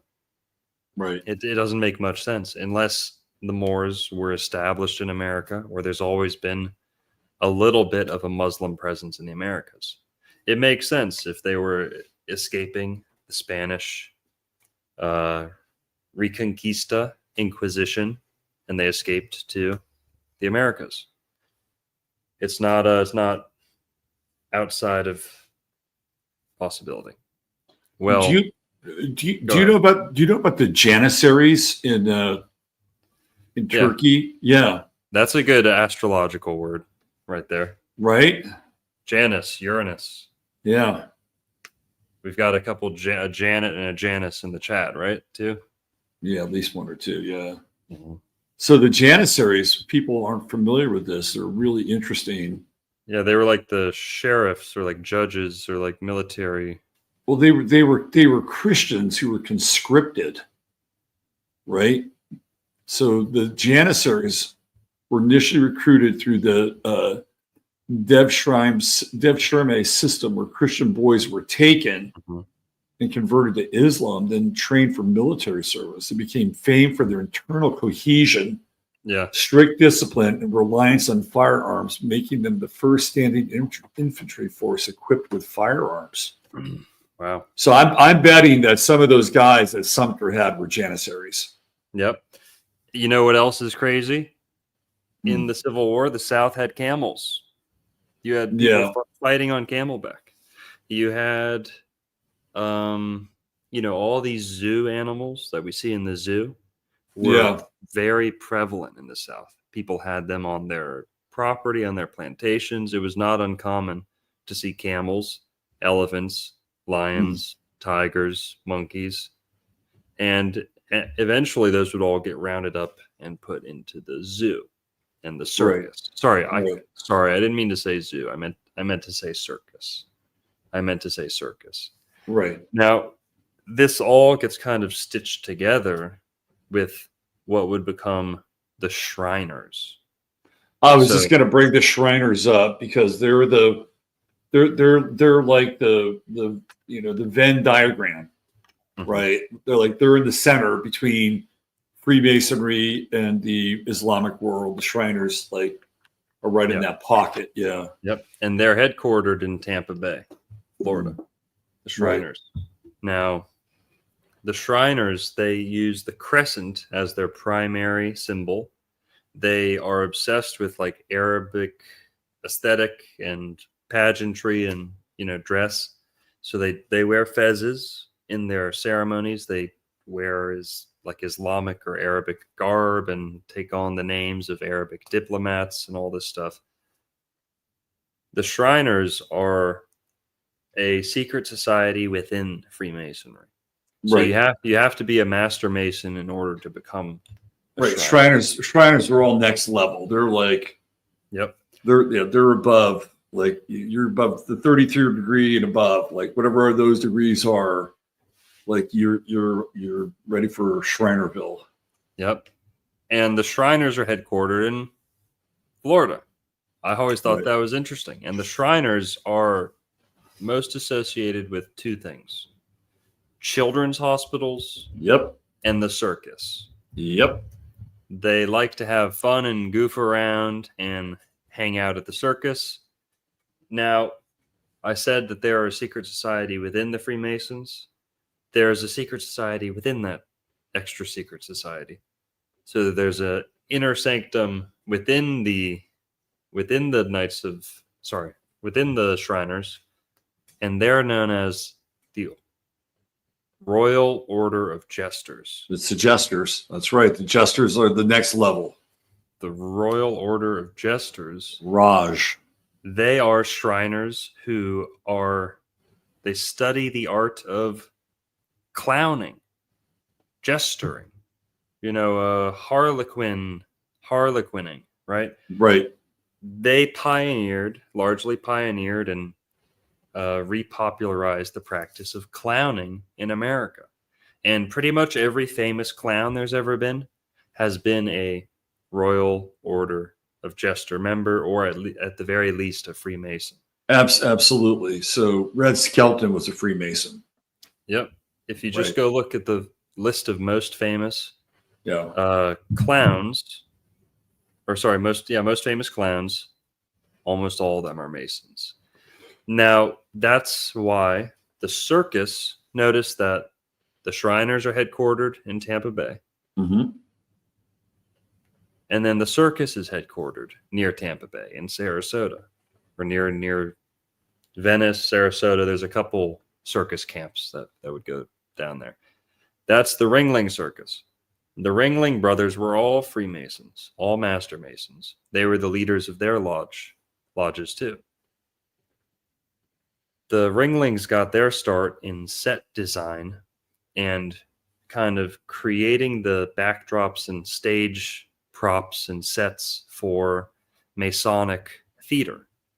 There's Masonic theaters across America. Some of them are still operating in well-known venues to this day. And it's kind of like a generic name or a name that's left over. Sometimes they're not even associated with Masonry at all, even anymore. But, 200 years ago, 100 years ago too, Masons used to host their own kind of plays and festivals, and sometimes it'd be tent gatherings out in the woods where you'd have, you'd go to the tent, and it was very much a precursor to the modern circus. Then they would also have their indoor theaters where they would have various dramatized ceremonies and rituals where they would, need like a fake Egypt in the background or a fake Alexandria in the background, or you name it, right? Oh, we need a fake Athens for this ritual, or we need a fake Babylon for that one. And the Ringling brothers, that was kind of their in to the entertainment industry and the performance industry, was helping to design and coordinating the design of sets for Masonic theater. And Did you here? I got to drop this in here, and this is in the realm of performance. Yeah. It's not quite Circusville, but I was just looking up the Syria Mosque. Do you know the Syria Mosque at all? That is like one of the that was the headquarters of the Shriners. Yeah. And it's at 4400 Bigelow Boulevard in Pittsburgh. Okay. I did not know this, but the birthplace of network television started at that Syria Mosque on January 11th, 1949, from 8:30 p.m. to 11 p.m. Eastern Standard Time. KDKA TV, then WDTV, and part of the Dumont Television Network, began its initial broadcast on its network centered in Pittsburgh. The program began with a 1-hour local show broadcast from the Syria Mosque, then finished with 90 minutes from ABC, CBS, NBC, and Dumont, featuring such stars as Arthur Godfrey, Milton Berle. And then the station also represented a milestone, same station, in television industry, providing the first network of coaxial cable that feed that included Pittsburgh and 13 other cities from Boston to St. Louis. So the Shriners and this mosque specifically in Pittsburgh is where freaking television starts on January 11th, 1949. Yeah, it doesn't surprise me. Yeah, that's interesting. I didn't know that. It's like, you and I dig around this shit a lot. I had no idea that was the first signal to take place. Wow. Yeah. Yeah, I didn't know that. Crazy. So, I mean, what does that tell you, man? It tells you how connected these guys are, right? Yep. Like they are Absolutely. deep in the culture mix, the technology mix. When they went to go to coaxial cable, same people, right? Same people, same joint, same location. We're going to get it to 14 other cities. Oh man, this is kind of mind blowing. I think so too, man. No one knows about this stuff, the KGC and how it branches off into the Shriners. And I hope we have enough time to make it all the way up to what's his name? Colonel Harlan Sanders. Colonel Sanders, but even more so, the kind of the, what would be the word? What this is all leading into. If you put all these ingredients in Are you together, going to drop Dave Thomas here? Well, Dave Thomas, no, but we're getting closer. What's the serial killer? Ed Ted Bundy, Ed Gein, no, Ted Bundy, Gacy. John Wayne Gacy, the clown, the clown who the worked, clown. who was a manager of multiple KFCs. Okay, all right. Who Before would we go, feed- who would before we feed go his there, victims KFC. before we go there, I just want to ask something, and we can dedicate the rest of the show to that. Yeah. Before we go there, somebody dropped on one of my comments, like I think the chat or something, that I believe it was the Elohim were actually clowns. Nephilim. Nephilim. The Nephilim were clowns, Yeah. right? Have you gone down that rabbit hole? Yeah. I used to kind of make fun of it a little bit just because it's ridiculous. It's like ridiculous if you hear it. You know, Nephilim, clowns just seems like a random association. Right. I would joke about it a little bit, but I had always heard of this guy's YouTube channel. I believe it's Understanding Conspiracy. Is him. His name is Paul Stobbs. Let me double check that. Understanding Conspiracy. Yeah. So Paul Stobbs at Understanding Conspiracy. Paul Stobbs wrote the book called The Nephilim Looked Like Clowns. Now, he does kind of, I don't know if I'm all the way persuaded about Nephilim, you know, as we, you know, in most people's kind of concept of the Nephilim, it's harder to persuade people on that. But Yeah. what he's the core of what he's speaking about is the demonic energy that is manifested in the clown archetype. That the clown is an archetype Yeah. in every culture around the world. The jester, the clown, the fool, even the shaman. You know, the shaman. But is kind it of the blurs- clown a little bit different though in some ways?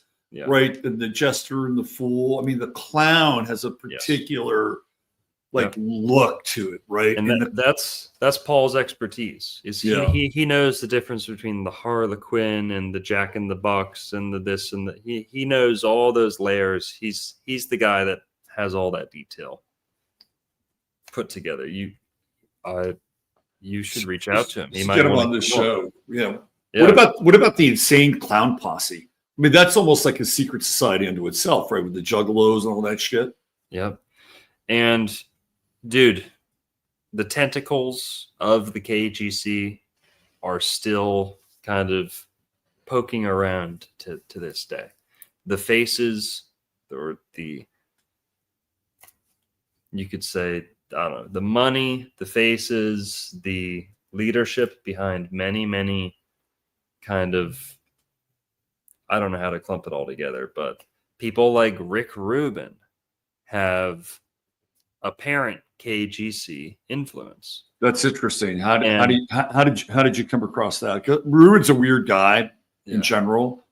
Like he's my age and he looks like he's 75, and I'm supposed to take health tips from him, right? But so, how did you arrive at that with Rubin? Well, number one is just how many Jewish people were in the Confederacy.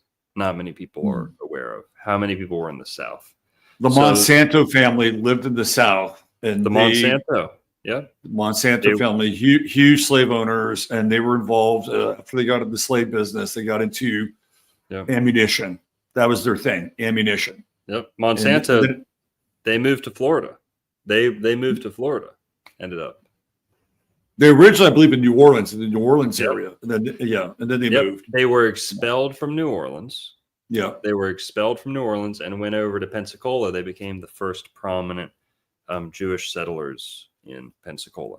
So wrap your head around this with Monsanto. They went from slaves to bullets, ammunition, munitions, and then finally Roundup, right? Like, what a fucking legacy that is. Yeah. Well, food.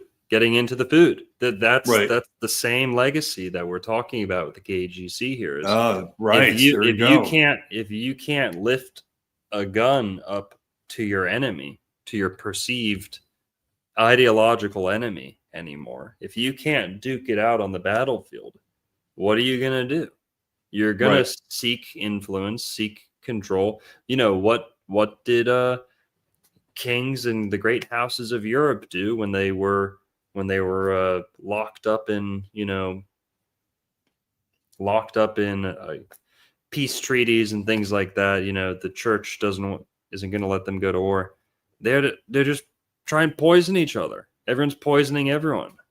If you're not fighting, everyone's trying to poison each other. You know, oh, we're not. That wasn't us. We didn't do that. You know, Right. you can always right. deny it. You can always. It's subtle, right? It's the subtle killer, right?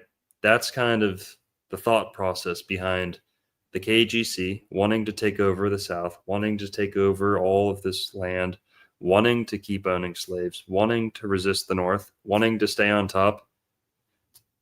When the Civil War ends and the South is crushed and they are betrayed by many of their leaders, that's what some of these families do. They switch into food. That's why I say the chains of slavery became the chains of fast food, the fast food chains. And honestly, who's usually working the fast food restaurants? You can look at it two ways. Number one, it's slave food.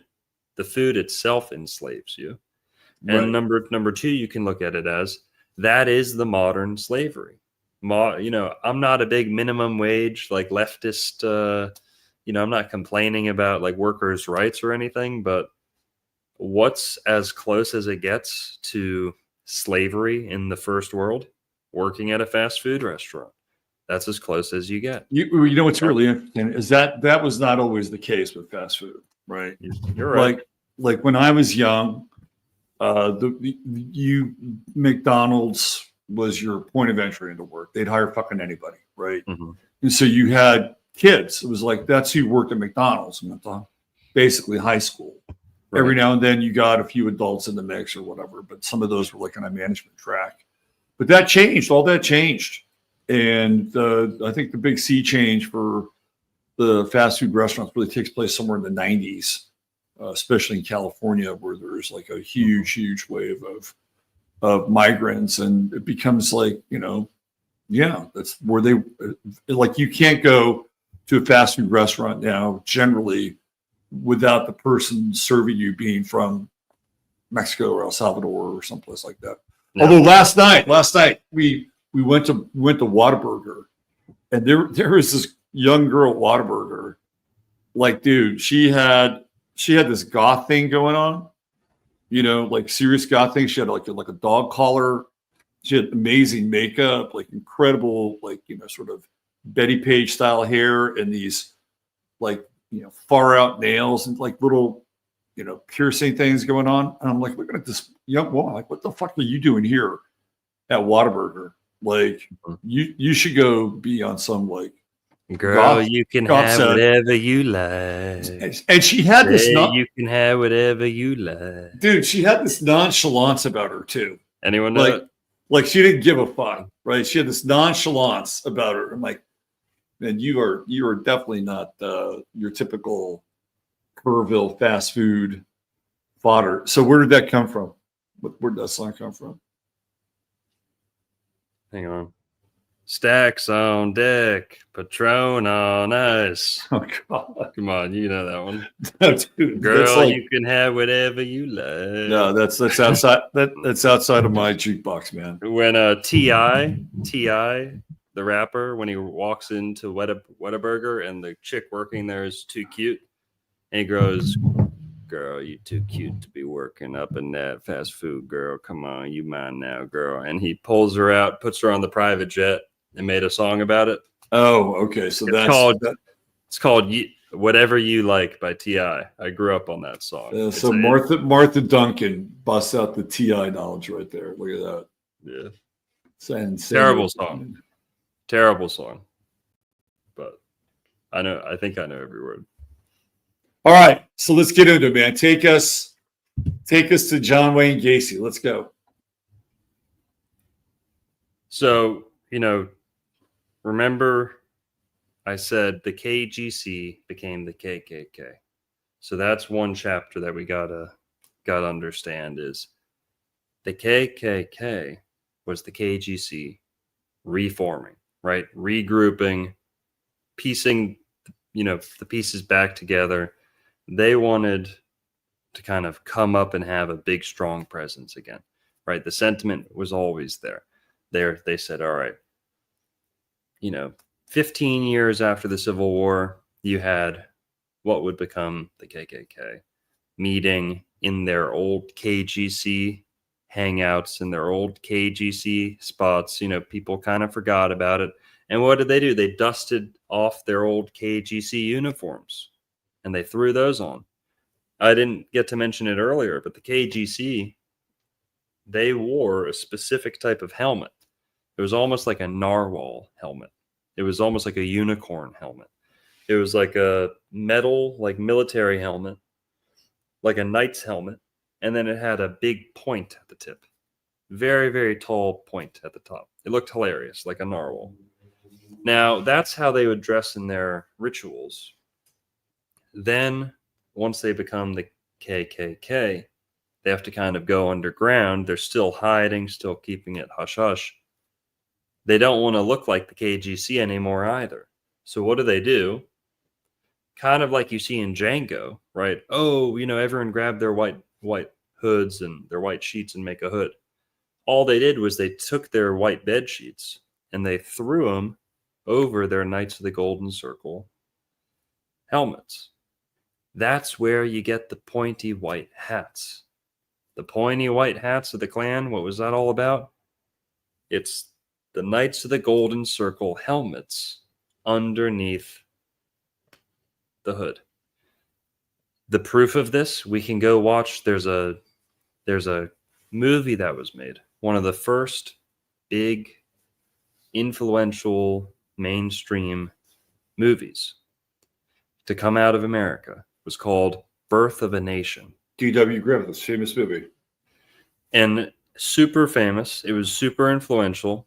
And even though it was about, the movie's about the KKK, it largely glorifies the KKK, and it glorifies kind of, what would you call it? Black fatigue, right? But it's also a milestone in movie making too. Yes. Because the techniques that it used, it's widely Right. recognized along with like the steps of the Potemkin as being like, major influence on modern filmmaking. Yeah. Robert's right. Even people who disagree with the content say, oh, we can't destroy this movie, or this needs to be, shown and seen and talked about. But it's an iffy place in American history because the South was trying to make a statement. They're trying to say, hey, this movement's not dead. We're here. We've got plenty of support. And in that movie, we get the first great association of Black people with fried chicken. That's where we're venturing into this. So let me ask you a question. Hang on, this weird clownish territory of food. Okay, so do you think that there was an actual relationship with Blacks and fried chicken, or it was just part of the film and they were just programming the thing? Like, what are we talking about here? I've heard a lot of different inspirations, but I know for a fact in the movie there's a scene where there's a whole like auditorium or cafeteria full of dozens and dozens of Black people, and they're just going to town on fried chicken, and they were definitely instructed to act, to exaggerate their They probably Stanley Kubrick didn't feed him for like 8 hours or 9 hours, and then they dropped that scene. Right? They're like ravenous. Yeah, they're ravenous. They're hooping and hollering. They're tearing into this fried chicken. I'm kind of there with them on the fried chicken thing, though. Man, I dig fried chicken. I've always loved it. Well, okay. So how much did they actually like it? I've heard some differing stories. I've heard that, and I'm not saying anyone's correct, but that the slaves were usually given the worst cuts of the animal, right? gizzards and The hooves. the butt. Yeah.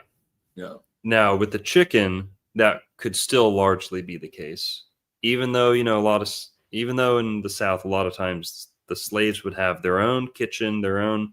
A lot of times they had their own animals, their own livestock fields. They'd finish work on the plantation and they'd go right to their fields or milking their cows. That was often the case. But very often they'd also just kind of get what was tossed off the table, in the master's house. And very often they'd get the worst cuts of meat. And sometimes they'd be old, right? Leftover, day before type stuff. The one thing you can do to old meat to pretty much guarantee everything in it is dead Cook the shit out of it. is to fry the shit out of it. Yeah. And you know that it's somewhat safe to eat. Right. Right. That's one of the explanations I've heard for they're black people like fried food or poor people eat fried food. It's kind of like a leftover type thing. Now, I'm not saying that's the sole inspiration, but the word soul. I've also heard about soul food, about how right. Blacks might metabolize fried food differently, and that soul food is a real thing. There's NFLs who swear by it, NFL players who swear by it and say, no, don't eat that healthy shit. It's gonna, you're gonna get injured. You need soul food. Fried food does feed a certain part of us that I don't think science quite understands. Native Americans also swore by fried food. They're like, what is it? The puppy taco, fried like bread, super fried. Yeah, fried bread. Yeah. Yeah. Now, a lot of those Native Americans would make it to 100, 110 years old, eating fried food regularly.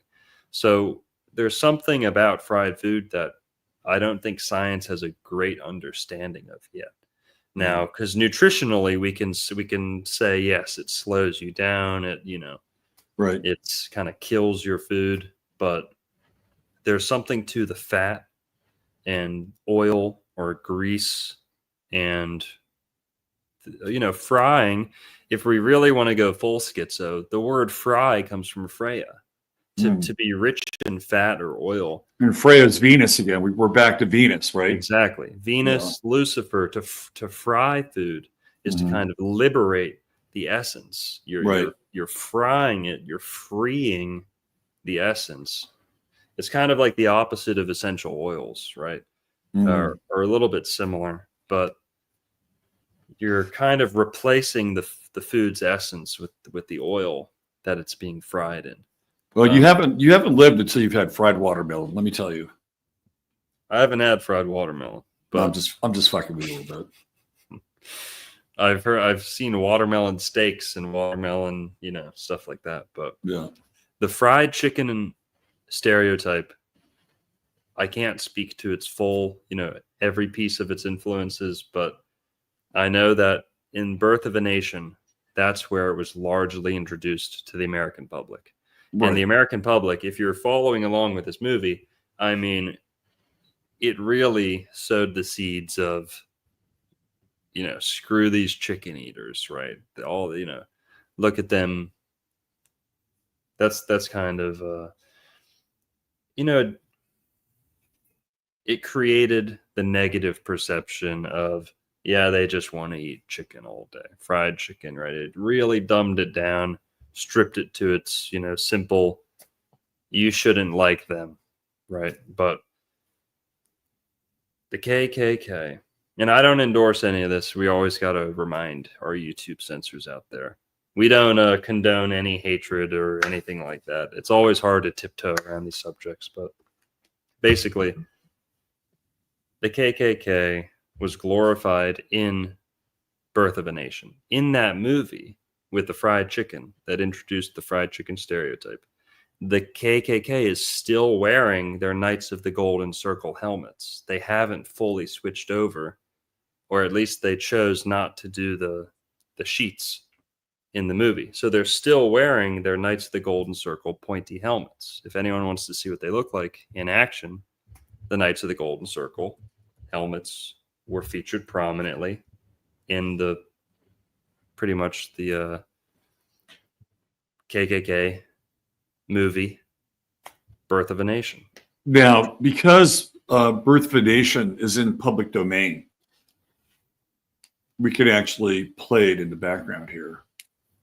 So if you want to give your narrative, it is a silent movie, obviously.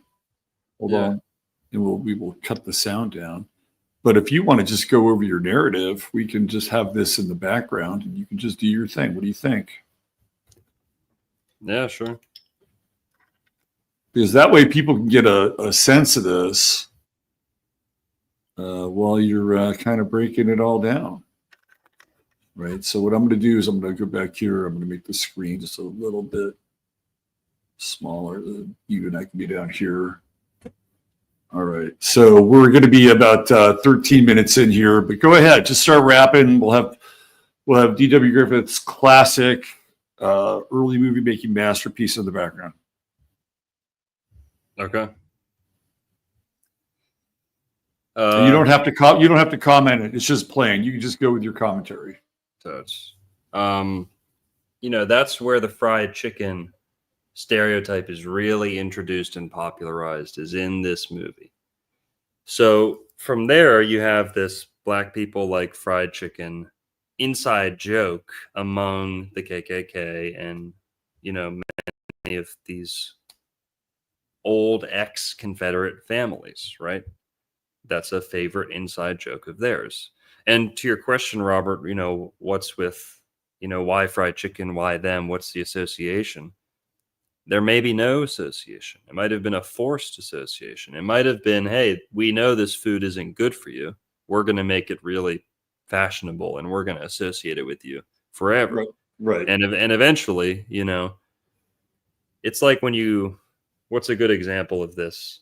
It's like when you call someone a derogatory name, a group of people that name, and then they start using it for themselves. It just sticks, right? So the fried chicken thing, it just stuck, right? And somewhere along the line, black people did start just buying into this, fried chicken thing. And like I said, maybe they did already like it. Maybe it was such a popular dish in their culture already. But regardless, but there's a synergy between fried chicken, Griffith, the Knights of the Golden Circle, the helmet, and so it's all part of this tapestry that is going to take us into the fast food slavery of the future. Yes. So that chicken stereotype persists, and the KKK goes on and does their thing. They gain a lot of support. They end up kind of stepping into the mainstream again for a large, couple decades. Then towards the 60s, the civil rights movement, they have to step back into the underground again, right? And that's, when the KKK kind of dies out. They're still around a little bit today, but not really, right? Back then in the 60s, they had to go underground again. And there was a lot of them, right? They were getting pretty comfortable doing big meetings and demonstrations out in public. They were like a militia even. A lot of times they trained like a militia, and that goes back to their Knights of the Golden Circle influence, origins. So going back to the fast food thing, the KKK kind of fizzles out, but it's 19, 20, 30, 40, 50, 60. That's where fast food becomes what it is and takes off, and it really hasn't changed much since the KKK went away. And some of the earliest fast food chains, I know there's a lot of businesses that turned into fast food, but Colonel Sanders, You know, there's McDonald's. We'll get to McDonald's, but the real meat and potatoes of this whole story comes down to Colonel Sanders. Nowhere else is the KGC legacy so evident. And like I said, the theory here is that the Knights of the Golden Circle became the KKK. They had to stop doing that, so they chose to reformat their movement and become involved in the food industry, fast food chains. Fast food is FF66. F equals 6. Fast food chains, right? Basically,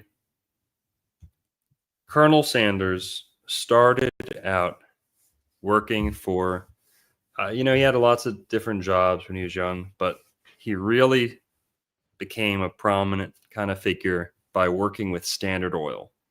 And he owned a gas station, and he worked with gas, right? I don't know what they called it back then, but not prospecting, but there's a word for it. It's not surveying, it's not prospecting, it's not appraising. There's a word that I'm missing, but it's basically like the oil mafia back then. They'd go around and they would compare prices and kind of speculation. Yeah. I don't know. They would. So he's kind of make. Yeah. Go ahead. No, he's a speculator, and he's like finding, it's like a dealer, like a fuel dealer, and he's like basically getting his cut and selling it to people. Like that's what he's like a sales distributor of. Yes. Yeah, and oil was huge. People don't understand how huge oil was in this country. Starting when I think they originally found it in like Pennsylvania, right? And it's like massive. They found these huge. When we think of 65 as retirement, Rockefeller really wanted to make that the norm. And at 60, if it's much healthier because it's grilled. Now, KFC is the KGC. They use KGC as a title. So we're not stretching anything here. Colonel Sanders decided to become KFC/KGC. They've always been /KGC because they can always switch and brand themselves as Kentucky Grilled Chicken. And anyone can go check this for themselves. When KFC's at a sporting event, they're KGC. Their branding, their packaging, everything is KGC. That is the Knights of the Golden Circle legacy.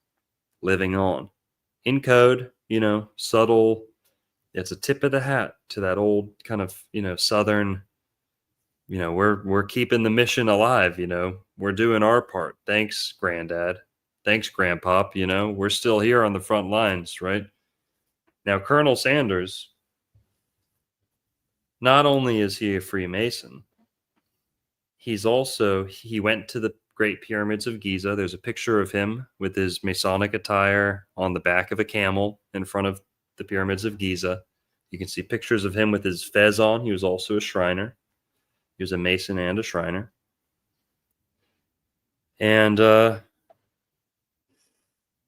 then he also, his protege, his understudy would be Dave Thomas. Dave Thomas under his wing. Dave Thomas is the founder of Wendy's, right? Interestingly, Colonel Sanders apparently gave him the blessing to go start Wendy's, said, hey, you do hamburgers, I'll do chicken. We won't step on each other's toes, that's okay with me. So just real quick, I know we're going to go with this and I want to spoil your line here, but Sanders had 11 herbs and spices in his chicken, right? Yeah. Not 10, not 9, not 12, but 11. Yep. Exactly. That is the 11 of the KKK. The 3 Ks, the K, the 11th letter. Yep. K for Kentucky, K for Knight, K for Ku Klux Klan.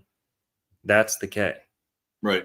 Now that K would become a staple of the fast food and quick stop market, quick stop industry, right? Whether it's fast food or going into a Circle K Yeah. or a quick stop with a KWIK, right? It's all fast. Many of these establishments are red, orange, or yellow. Yep. It's all in the lower chakras. They want to keep you coming and going quick, right? It's all very transitory. It's all very quick. You're hungry, come here now, get it fast, don't think about it, and you're gone. You're back on the road. It's like it never even happened, right? There was something genius though about how Colonel Sanders and Kentucky Fried Chicken used the bucket for the chicken, right? Like, you know, to this day, I mean, you could probably get, I don't think you get the bucket anymore, but you get the box. And the chicken is like in the box, whether it's like KFC or Church's or Popeyes, whatever. But the bucket, he had the fucking bucket. And there was something about the bucket that set Kentucky Fried Chicken apart. And then they also had that like spinning bucket, like up on the rooftop, right? And just the symbolism of the bucket is like really, really interesting, you know? So you have like the bucket as like a chalice or the bucket as a crucible. It's a very different kind of way to transport the chicken to your home. There's something about that bucket that clicks in with something deeply psychological. And they totally nailed it with that thing. Yep, good point. And just on the topic of shapes, you know, why did Wendy's go with the square patty? I know this is your thing. I'm not going to blow it for you. I have a lot of fun with this one. Some people roll their eyes, but the joke's on you, folks. The joke's on you. It's true.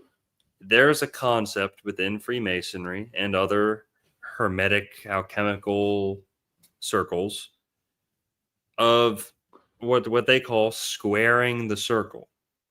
Squaring the circle. Now, I can't give you the best explanation of what that entails and what it means, but it's basically using a almost like a what would you call it, a theorem, like a Euclidean sort of theorem, right, where you're harnessing, like they call the square the block, right? This is one of the things that Freemasons talk about, that when you're on the block, like you are in your power.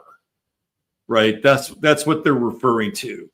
Yeah. And the circle is the circle that you would set up for a magical act, right?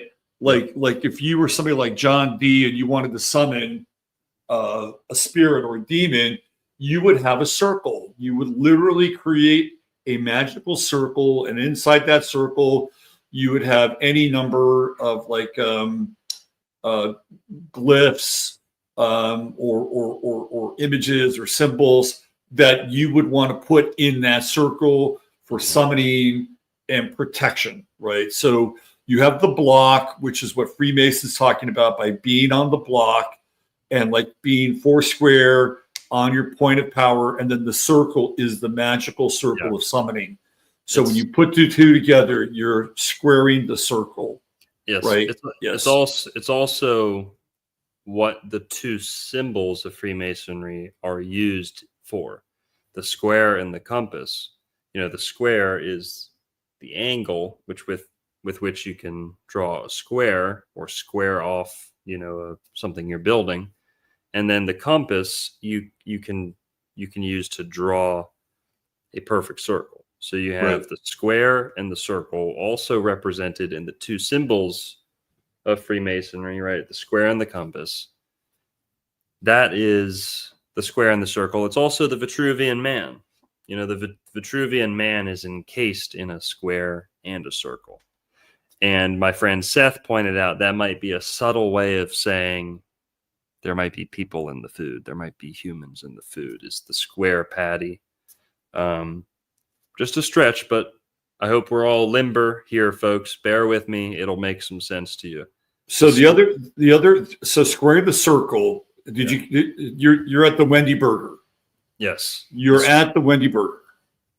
The square patty is used by Wendy's, founded by a Freemason, the protege of Harlan Sanders. Right. And then there is White Castle, The square burger, little square burger. Yeah. one of the first big fast food chains to White Castle. Right. Square, 5 dots poked into the meat. We're going full schizo here tonight, folks. Okay. My 5 my dots. father loved fucking White Castle, by the way. He's Yeah. addicted to it. Now, Harold and Kumar Go to White Castle makes a heck of a lot more sense. The conspiracy theories and geopolitical mess they get into in those movies all makes a heck of a lot more sense when you know this, fast food cover up, right? Or hidden agenda. Before you leap forward, there's one other really interesting combination of the circle and the square, and that is boxing. And Right. Boxing takes place inside the circle, but they call it the ring. Yeah. Right. So it's another version of what you're talking about, only like a way more intense, like ritualized version of that. Yep. They call it the ring. And then in baseball, you go around the bases. You're rounding the bases. You're rounding the corner, right? Right. Yeah. You're circling the square. You're rounding the bases. You're circling the square. That's, Freemasonry baseball came out of Freemasonry. It's the most obviously Masonic sport. Second, maybe perhaps to golf, right? Golf pretty much is the sister movement to Freemasonry. Both come out of Scotland or the golf, British Isles, yeah, roughly the same time. But so we've got the square patties. What else is there? Colonel Sanders was born on 9/9/90. If we turn that upside down, 1890, right? 1890. Yep, 8. It's 666. If Yep. flipped upside down, and so you've got the square patties, White Castle, because it's the Knights of the Golden Circle. They're white knights, white knighting for America. And remember, the Knights of the Golden Circle, KGC, didn't use lodges; they used castles.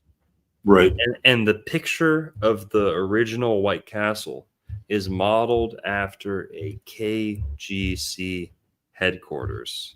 That's a fact. So the castle that they take their aesthetic from, White Castle, they have a castle. It's in like Chicago or something. It's a famous castle and it has like water towers attached to it. That's the castle that White Castle is, takes their kind of design from, or their theme. Mhm. That was a Knights of the Golden Circle castle. So that's the explicit, overt connection between the Knights of the Golden Circle and White Castle. Mhm. It's a clear and provable connection. With Colonel Sanders, it's just the fact that he's a Freemason. The Shriners are kind of the Freemasons who carried on the KGC legacy more than the general Freemasons. Yep. So we've got the square patties. You've got all these brands in America like Circle K, Special K, Kmart, Right. K this, K that. Yep. Crystals with a K, named after a experience that one of the owners had with gazing into a crystal ball. Right. Very strange. So somebody in chat said that astrology is bullshit. But I'm just going to bring this up here because we've been talking about Venus all night, right? Yeah. Right. And the prominence and the importance of Venus. Well, if you look at Colonel Sanders' chart, Venus is exactly on his midheaven Oh, wow. at 2 degrees. I mean, almost freaking exact. We're talking about Wow. a 3-minute difference. Right. So the prominence of Venus in Colonel Sanders' chart and everything you've been talking about Venus, it's right there. You can see it. He's a soldier for the Lone Star, right? He's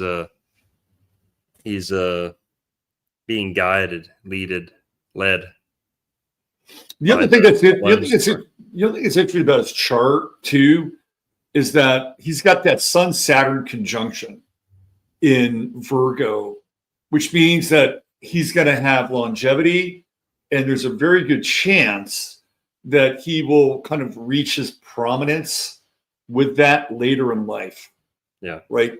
And so he has that Capricorn rising, which gives him like staying power and endurance. Right. So it's a very interesting chart just from an astrological perspective.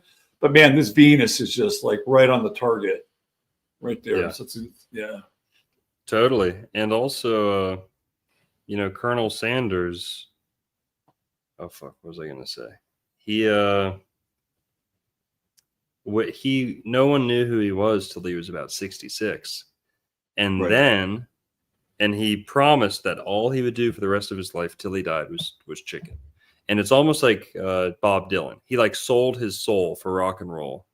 Colonel Sanders sold his soul for chicken. He was promoting his chicken even after he sold the company off. He would do it just for fun. He would tour the world as the chicken guy. Did you know that there was a point around the 70s and 80s where Colonel Sanders was the second most famous human to have ever been born? I believe that because he was everywhere. Second to Jesus. Yeah. Colonel Sanders was the most recognizable person on planet Earth in the 1970s, second only to Jesus. That's a lot of influence. And what do you think about the 666 birthday coming second to Jesus? Makes a little bit more sense too. Now, right. The fast food industry, of course, you have Golden Corral. Does that get any more obvious? The Golden Circle, Golden Corral, a lasso, like a golden corral, a golden fence, golden lasso, right? It's a circle. It's a golden circle. You've got Popeyes with the Lone Star. You've got all these brands with they either have a Lone Star or a golden circle in their logo. McDonald's is the big golden 3, the big golden M, the M for masonry, M for the 3, or it's the golden arches, the royal arches, the royal arch, right? Freemasonry. Yeah. So there's a lot more to that. Really, all of them. The one that I definitely want to include is Carl's Jr. and Hardee's, another Lone Star. Hardee's, the Lone Star. Why Hardee's with the double E? Why Crystal with the K? The double E is the 33 of Freemasonry. That sounds ridiculous, right? But other people have done that. David Levi-Yulee did that. E. Calloway did that. Ed Leeds-Skowron did that. All of these men chose... E. Cummings.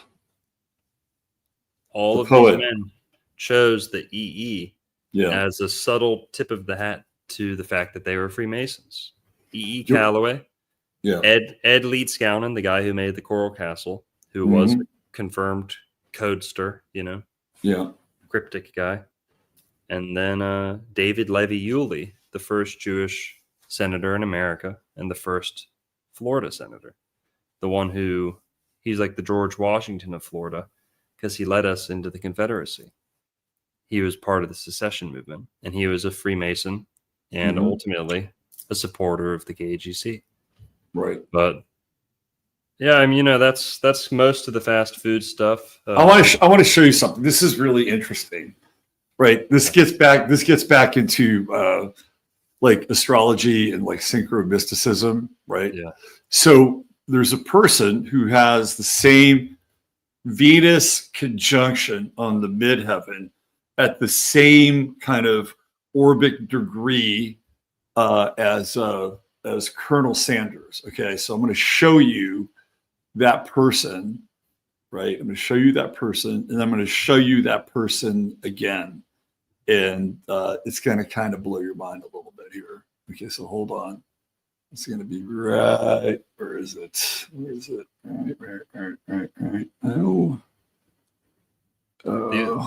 The only other the only other thing we got to talk about before we wrap it up, I don't know how long you want to go, but the only other thing we got to include is the John Wayne Gacy story, because that's kind of like the ribbon on top. That Okay. All right. brings All right. Here, all together. let's do this. I want to bring this in because I found it.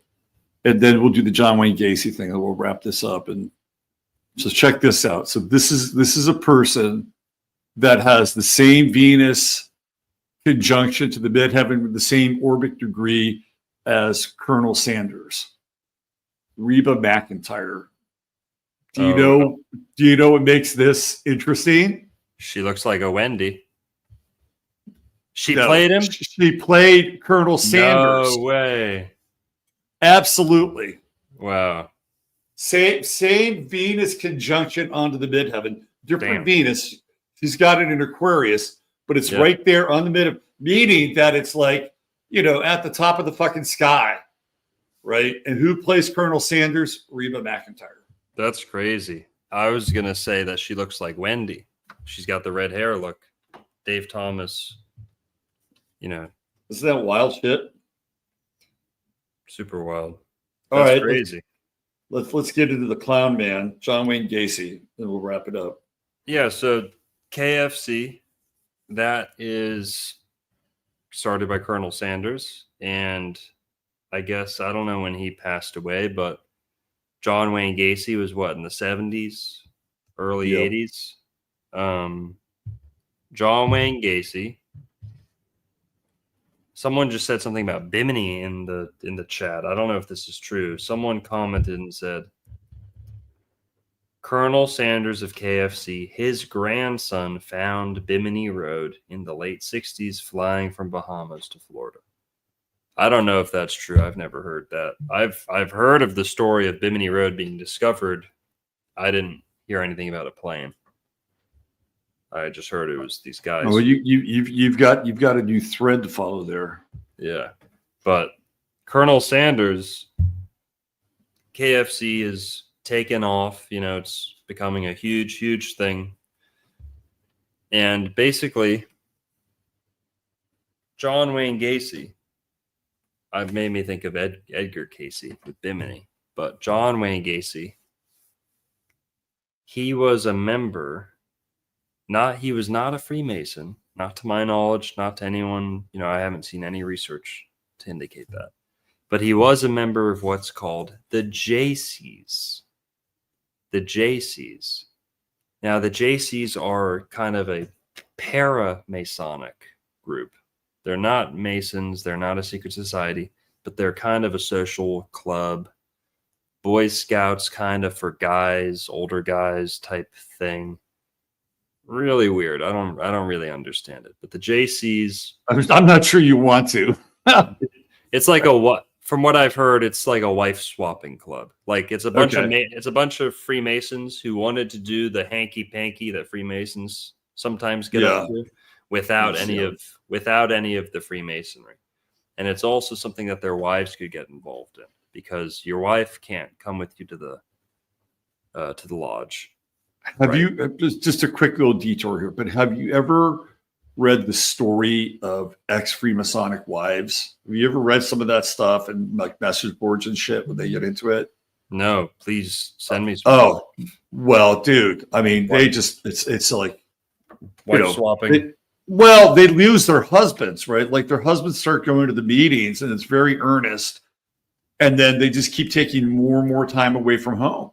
Right. Right. Okay. And then the next thing you know, they've got they find a condom in their wallet or they find a card. I mean, usually this kind of begins to unravel like what's going on behind the scenes. And then these wives find out that, a lot of these dudes are, when they go off and they do their guy shit with the Masons, they're basically getting hookers, escorts, women that would like dance and, burlesque shit. And like, that's what they would be doing. And so there's a whole sort of subculture of ex-Freemasonic wives, and they're just telling these horror stories. Wow. And talking about how they had to get a divorce and leave their family because the person that they knew wasn't the same person after they had, been in Freemasonry for a significant period of time, like they literally lost their husband, right? Yeah. And so it's really, I mean, some of these stories are kind of harrowing, right? Yeah, and that's what Masons are often. I don't know if they're instructed to say this, but the Masons that I talk to, they often throw out the same line, just getting away from the wife. Just Right. getting away from the wife to go hang out with the guys, drink some beers. We don't really get up to anything that important. Just want to get away from the wife. I've Right. heard that dozens of times. Right. The JCs, though, we could tee off on the Masons all night, but the JCs, I don't understand a bunch, but I know that they are also accused and have been, firmly linked to wife swapping, prostitution, human trafficking. That's what the Royal Order of the Jesters, remember we were talking about them earlier, Right. the group within the Shriners who are within the Freemasons, the Royal Order of Jesters. We have a Freemason who comes into the store. He had nothing good to say about the Royal Order of Jesters. He says they do nothing all day but screw around and get fucked up, and he had no respect for them. I was like, really? Aren't they like, this high, haven't they kind of risen the ranks of the group? And he said, no, it's not like that at all. That was his understanding of it. We have a Freemason who comes in, once a week or so. But the Royal Order of Jesters, they've been caught up and exposed for doing the same thing. Moving prostitutes across state lines, wife swapping, parties that, Right. yeah, key parties, right? Right, car key parties. You've heard about those, right? The Masons, you put your keys in a bowl and you pull out keys at random, and you take the wife that goes along with the keys, goes along with the car, right? Right. But John Wayne Gacy was in that group, and I think it might have been at the same time or close to the same time that Bill Clinton was in the group, and they had similar circles. So John Wayne Gacy was very well connected. This is something people don't talk about. They act like he was a neighborhood freak. This was one of the most well-connected guys in his area. He had politicians in his, number book, right? He was well-connected. John Wayne Gacy was the manager of 3 KFC locations. Now, I think that might have been through one of his wives, whose dad kind of was a higher up at KFC, but I don't remember for sure. But he certainly was. So the JCs are the United States Junior Chamber of Commerce. That's who they are. That's the JCs. Mm-hmm. Yeah. So the JCs, they were getting together, and when they would get together, John Wayne Gacy would bring KFC. Now, let's go schizo on these names a little bit. We heard someone brought up Edgar Cayce a little earlier. Edgar Cayce. These are all JCs, by the way. That the list of JCs is here right in front of you. You can Bill see Gates is a JC. What the fuck? Yeah. Bill Clinton, Larry Gates, Bird, yeah. Gerald Ford, Larry John Wayne Bird. Gacy, Larry Bird, Al Gore, Larry Holmes, Howard Hughes, What? Lindbergh, Richard Nixon. Elvis. Nixon was a JC, Elvis, Reagan.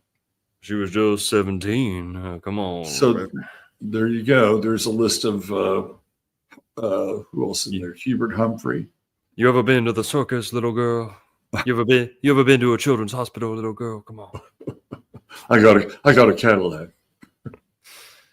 Well, I know a clown. He's gonna. Would you like a Cadillac? Yeah, they've even got a female JC, Lanny Ray Rathco Wilson. Jeez, look at that. Michigan. I was capping on Michigan this week. I said it's a weird place, and a lot of Michiganders were not happy. So yeah, man. So he's bringing Kentucky Fried Chicken to the JC meetings. Yep. John Wayne Gacy, and that's what I wanted to say. His initials were JC, or sorry, J. Sorry. JW. JWG. JWG. But Gacy rhymes with JC. That's what I meant to say. Sorry. That's okay. JC, Gacy. What's up with this? Okay, there's something. And John Wayne was a Shredder, by the way. And then KFC.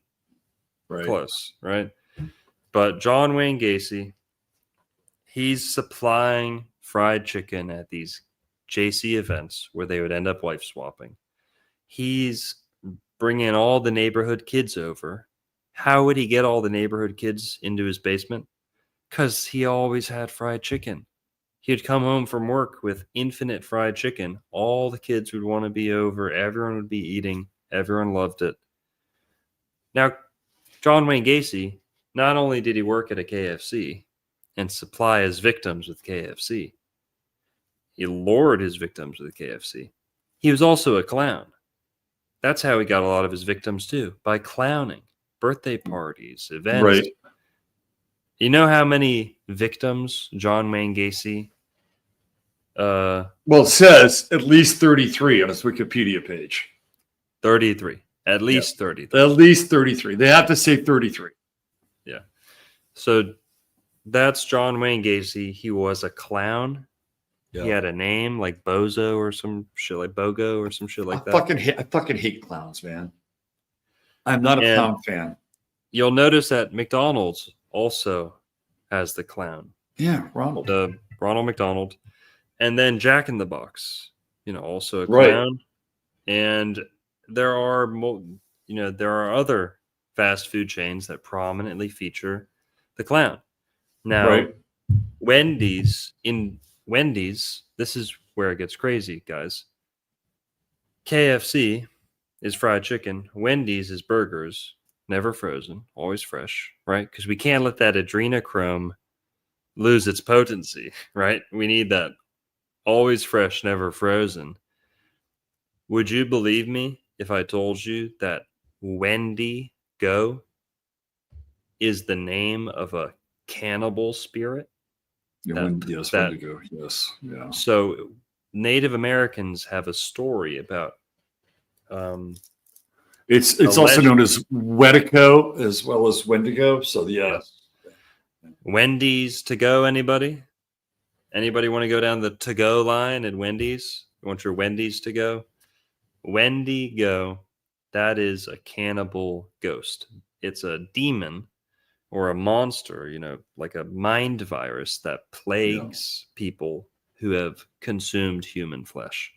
So it's like Kuru, Kuru, like the African version. That's Wendigo. Well, and Kuru comes from Indonesia or New Guinea. Okay. Sorry. It's okay. It's close. It's kind of close, but yeah. Yeah.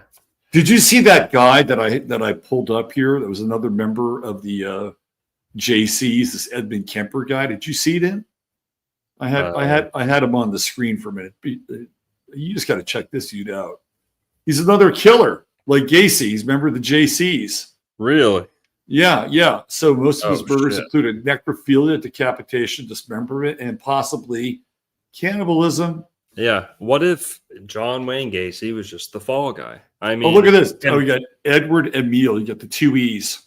Wow. Look at that. The third, too. The third, right? And then the K is 11. 3K. He's the third K. He's the third EEK. All right. So, dude, check it out. This guy was 6'9". What? 6'9". His Damn. nickname was the Ogre of Aptos. Damn. So he's literally a giant He's Nephilim. a giant Nephilim cannibal member of the JCs. Well, that's why Wendy, the girl Wendy, has red hair. Right. Okay. Now, in real life, she's like strawberry blonde. Today, she's blonde. She doesn't even have red hair anymore. Her name was never Wendy. Her name's Melinda. Okay. Right. Dave Thomas forced this Wendy. Oh, yeah, my redheaded daughter named Wendy. She's the inspiration for all of this. No. Wendigo. And why redheaded? Why a redheaded freckled girl? Because redheads, it's the esoteric symbolism of red hair. Red hair has a whole lot to say. It's a statement. But Yeah. red hair is also associated with cannibalism. There are stories like the Lovelock Cave, the Lovelock Giants, Right. red-headed cannibals, red-headed giants across America, red-headed giants in the Bible, allegedly. Red hair is associated with very, very tall genetics and extremely, extremely short genetics. So you'll see it red hair. The people who have red hair, they almost always average taller than normal. But there are extreme cases like the leprechaun, where the shortest person I've ever seen was a redheaded lacrosse player. So this gets back to a very interesting story and very different than your version of Noah and the Ark. Okay. Mhm. But this gets back into, if you look on Mars, there are parts of Mars that are named after Noah. Mhm. Okay.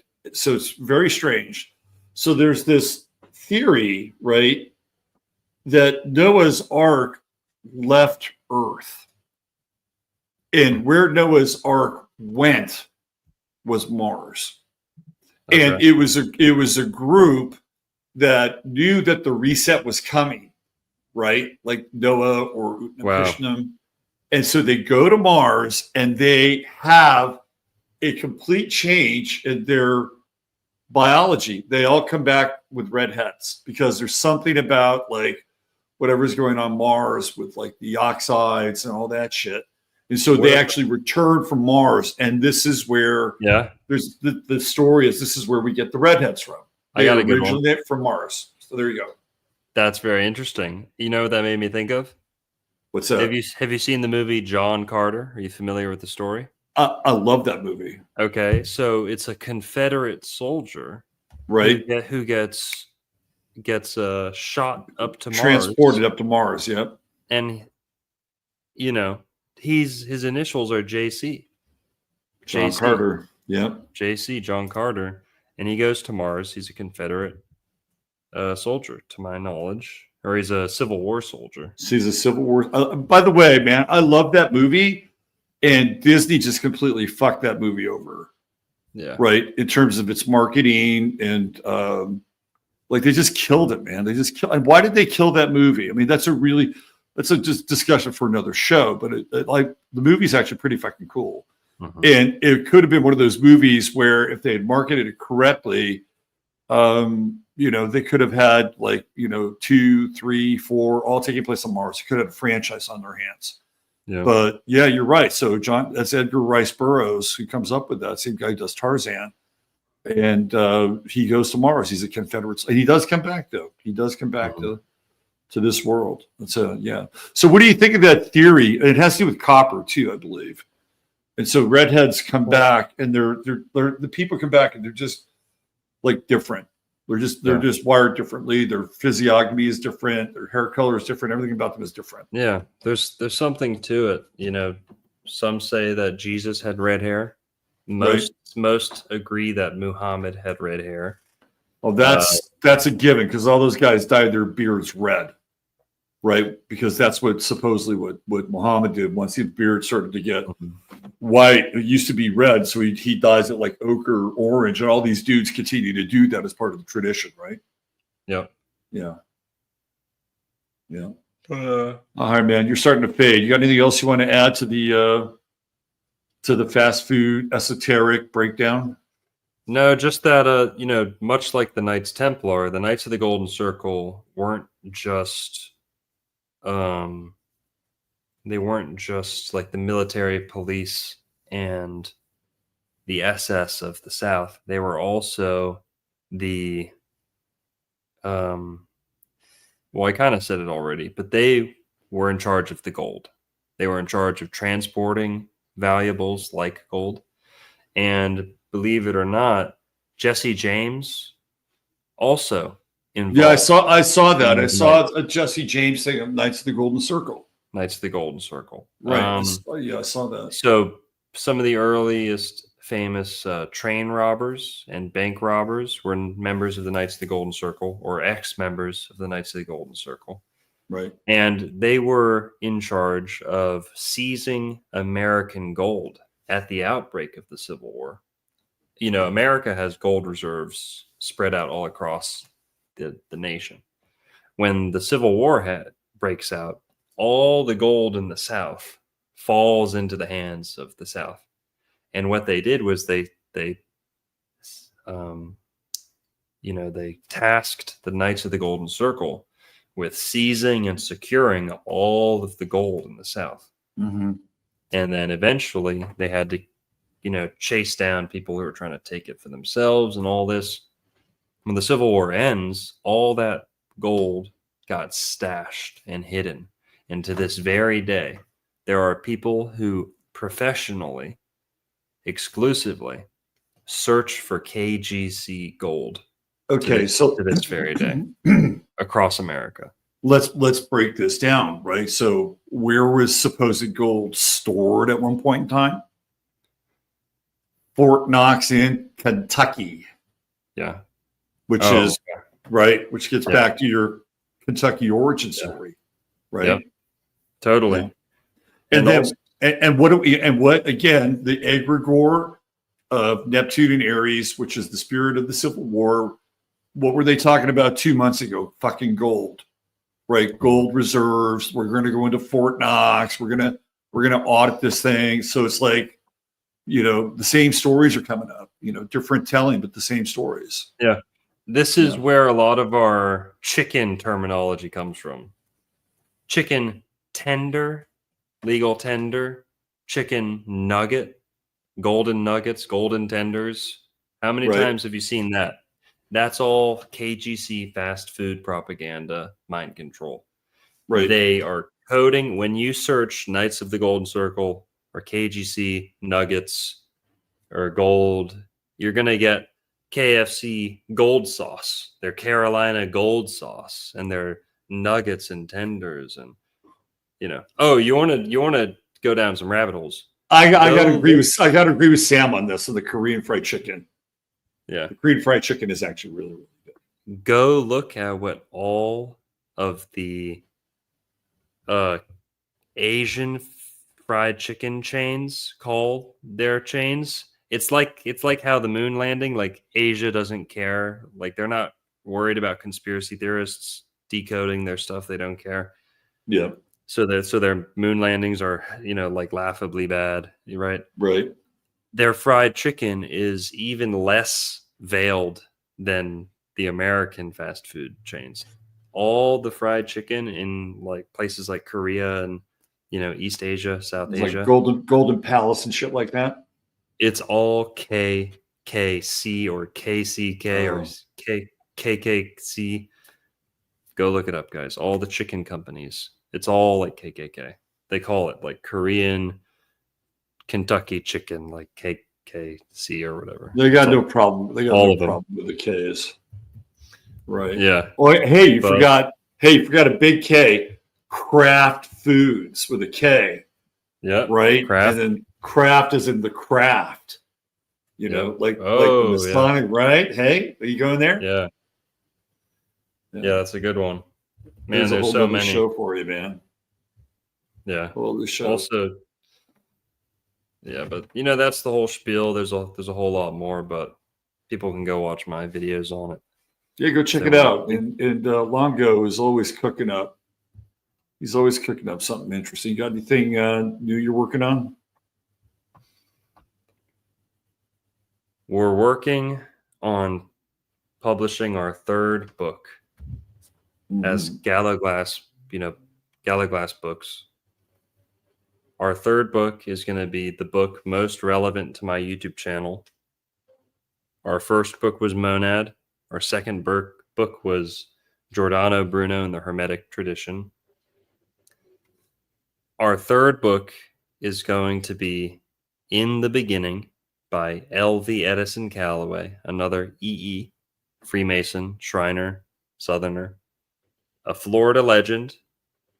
This is the book that puts forward the idea and, in my opinion, substantiates the idea that the biblical Garden of Eden was in Florida. That Right. is the book where I get most of that stuff for that theory. Is that the same guy that did the TV interview? He was like maybe in his 80s or something. Is that the Yes, same dude? that's Yeah. It's that's pretty cool him. stuff. Yep. He made Yeah. it to his 90s. He was a Shriner. He believed Florida was the Garden of Eden. I don't know Mhm. if that belief came out of the Shriners, came out of his experience in the Shriners, but he Right. wrote that book. It was severely underappreciated. Never sold more than 1,000 copies.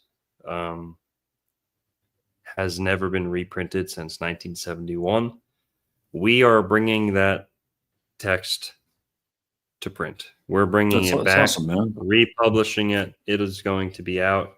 We're going to have hard copies of that. My fans are going to go wild. They're going to love it. People outside of my community are going to like it too, like the Aboriginals and the Moorish people, and anyone who thinks anyone who entertains the idea that America is the old world, right? You hear a lot of that in a lot Right. of circles, but I'm excited for that. So I haven't been making any YouTube videos because I'm working on that. I'm still going live. And if people want to get our other 2 books in the meantime, they can go to galloglassbooks.shop. Okay. Good deal. Well, it's been a while since we had you on, but man, we made up for lost time, didn't we? Yes. Thank you, Robert. Thanks for getting all this good information out of me. And Yeah. Absolutely. adding on a bunch yourself. Absolutely. Hey, I wanted to ask you one question before we part ways here. Totes. John Teeter, right? Do you know John Teeter? Do you know who John Teeter is? John. All right, Teeter. just save it for Sounds another time. familiar. Go, just do a search on John Teeter, because whether it's real or a hoax or not, you will find it fucking fascinating. And John Teeter, the narrative is that he is in Florida, where basically there's a war going on between the states and this like oppressive, tyrannical government. And he's part of it. It's a time travel thing. So you can figure out whether it's Yeah. So John Teeter, it's a Florida connection. So I was just wondering if you had like gone down that. Yeah, I'll try and make a On that video path. on it. That'd be kind of cool. All right, Longo. So good having you here, man. You take good care of yourself. All right. Thank you. You too, Robert. Good seeing you. All right. Yeah. Peace. Peace. There he is, the great and one and only Dr. Longo. Go check him out over in Florida. He is doing some live streams, but does exceptional work when it comes to the esoteric realm. And so, yeah, hit that like if you enjoyed the show. Subscribe if you're from Longo's world. Subscribe and hook up with this channel. I do astrology related stuff every Sunday night, and a lot of it has a bit of an esoteric tip. In fact, almost all of it does. So if you like Longo's work, you'll probably dig mine. Okay, thanks for being here. Take good care of yourselves. Treat each other well. God bless. Love you all. Robert Phoenix, signing off.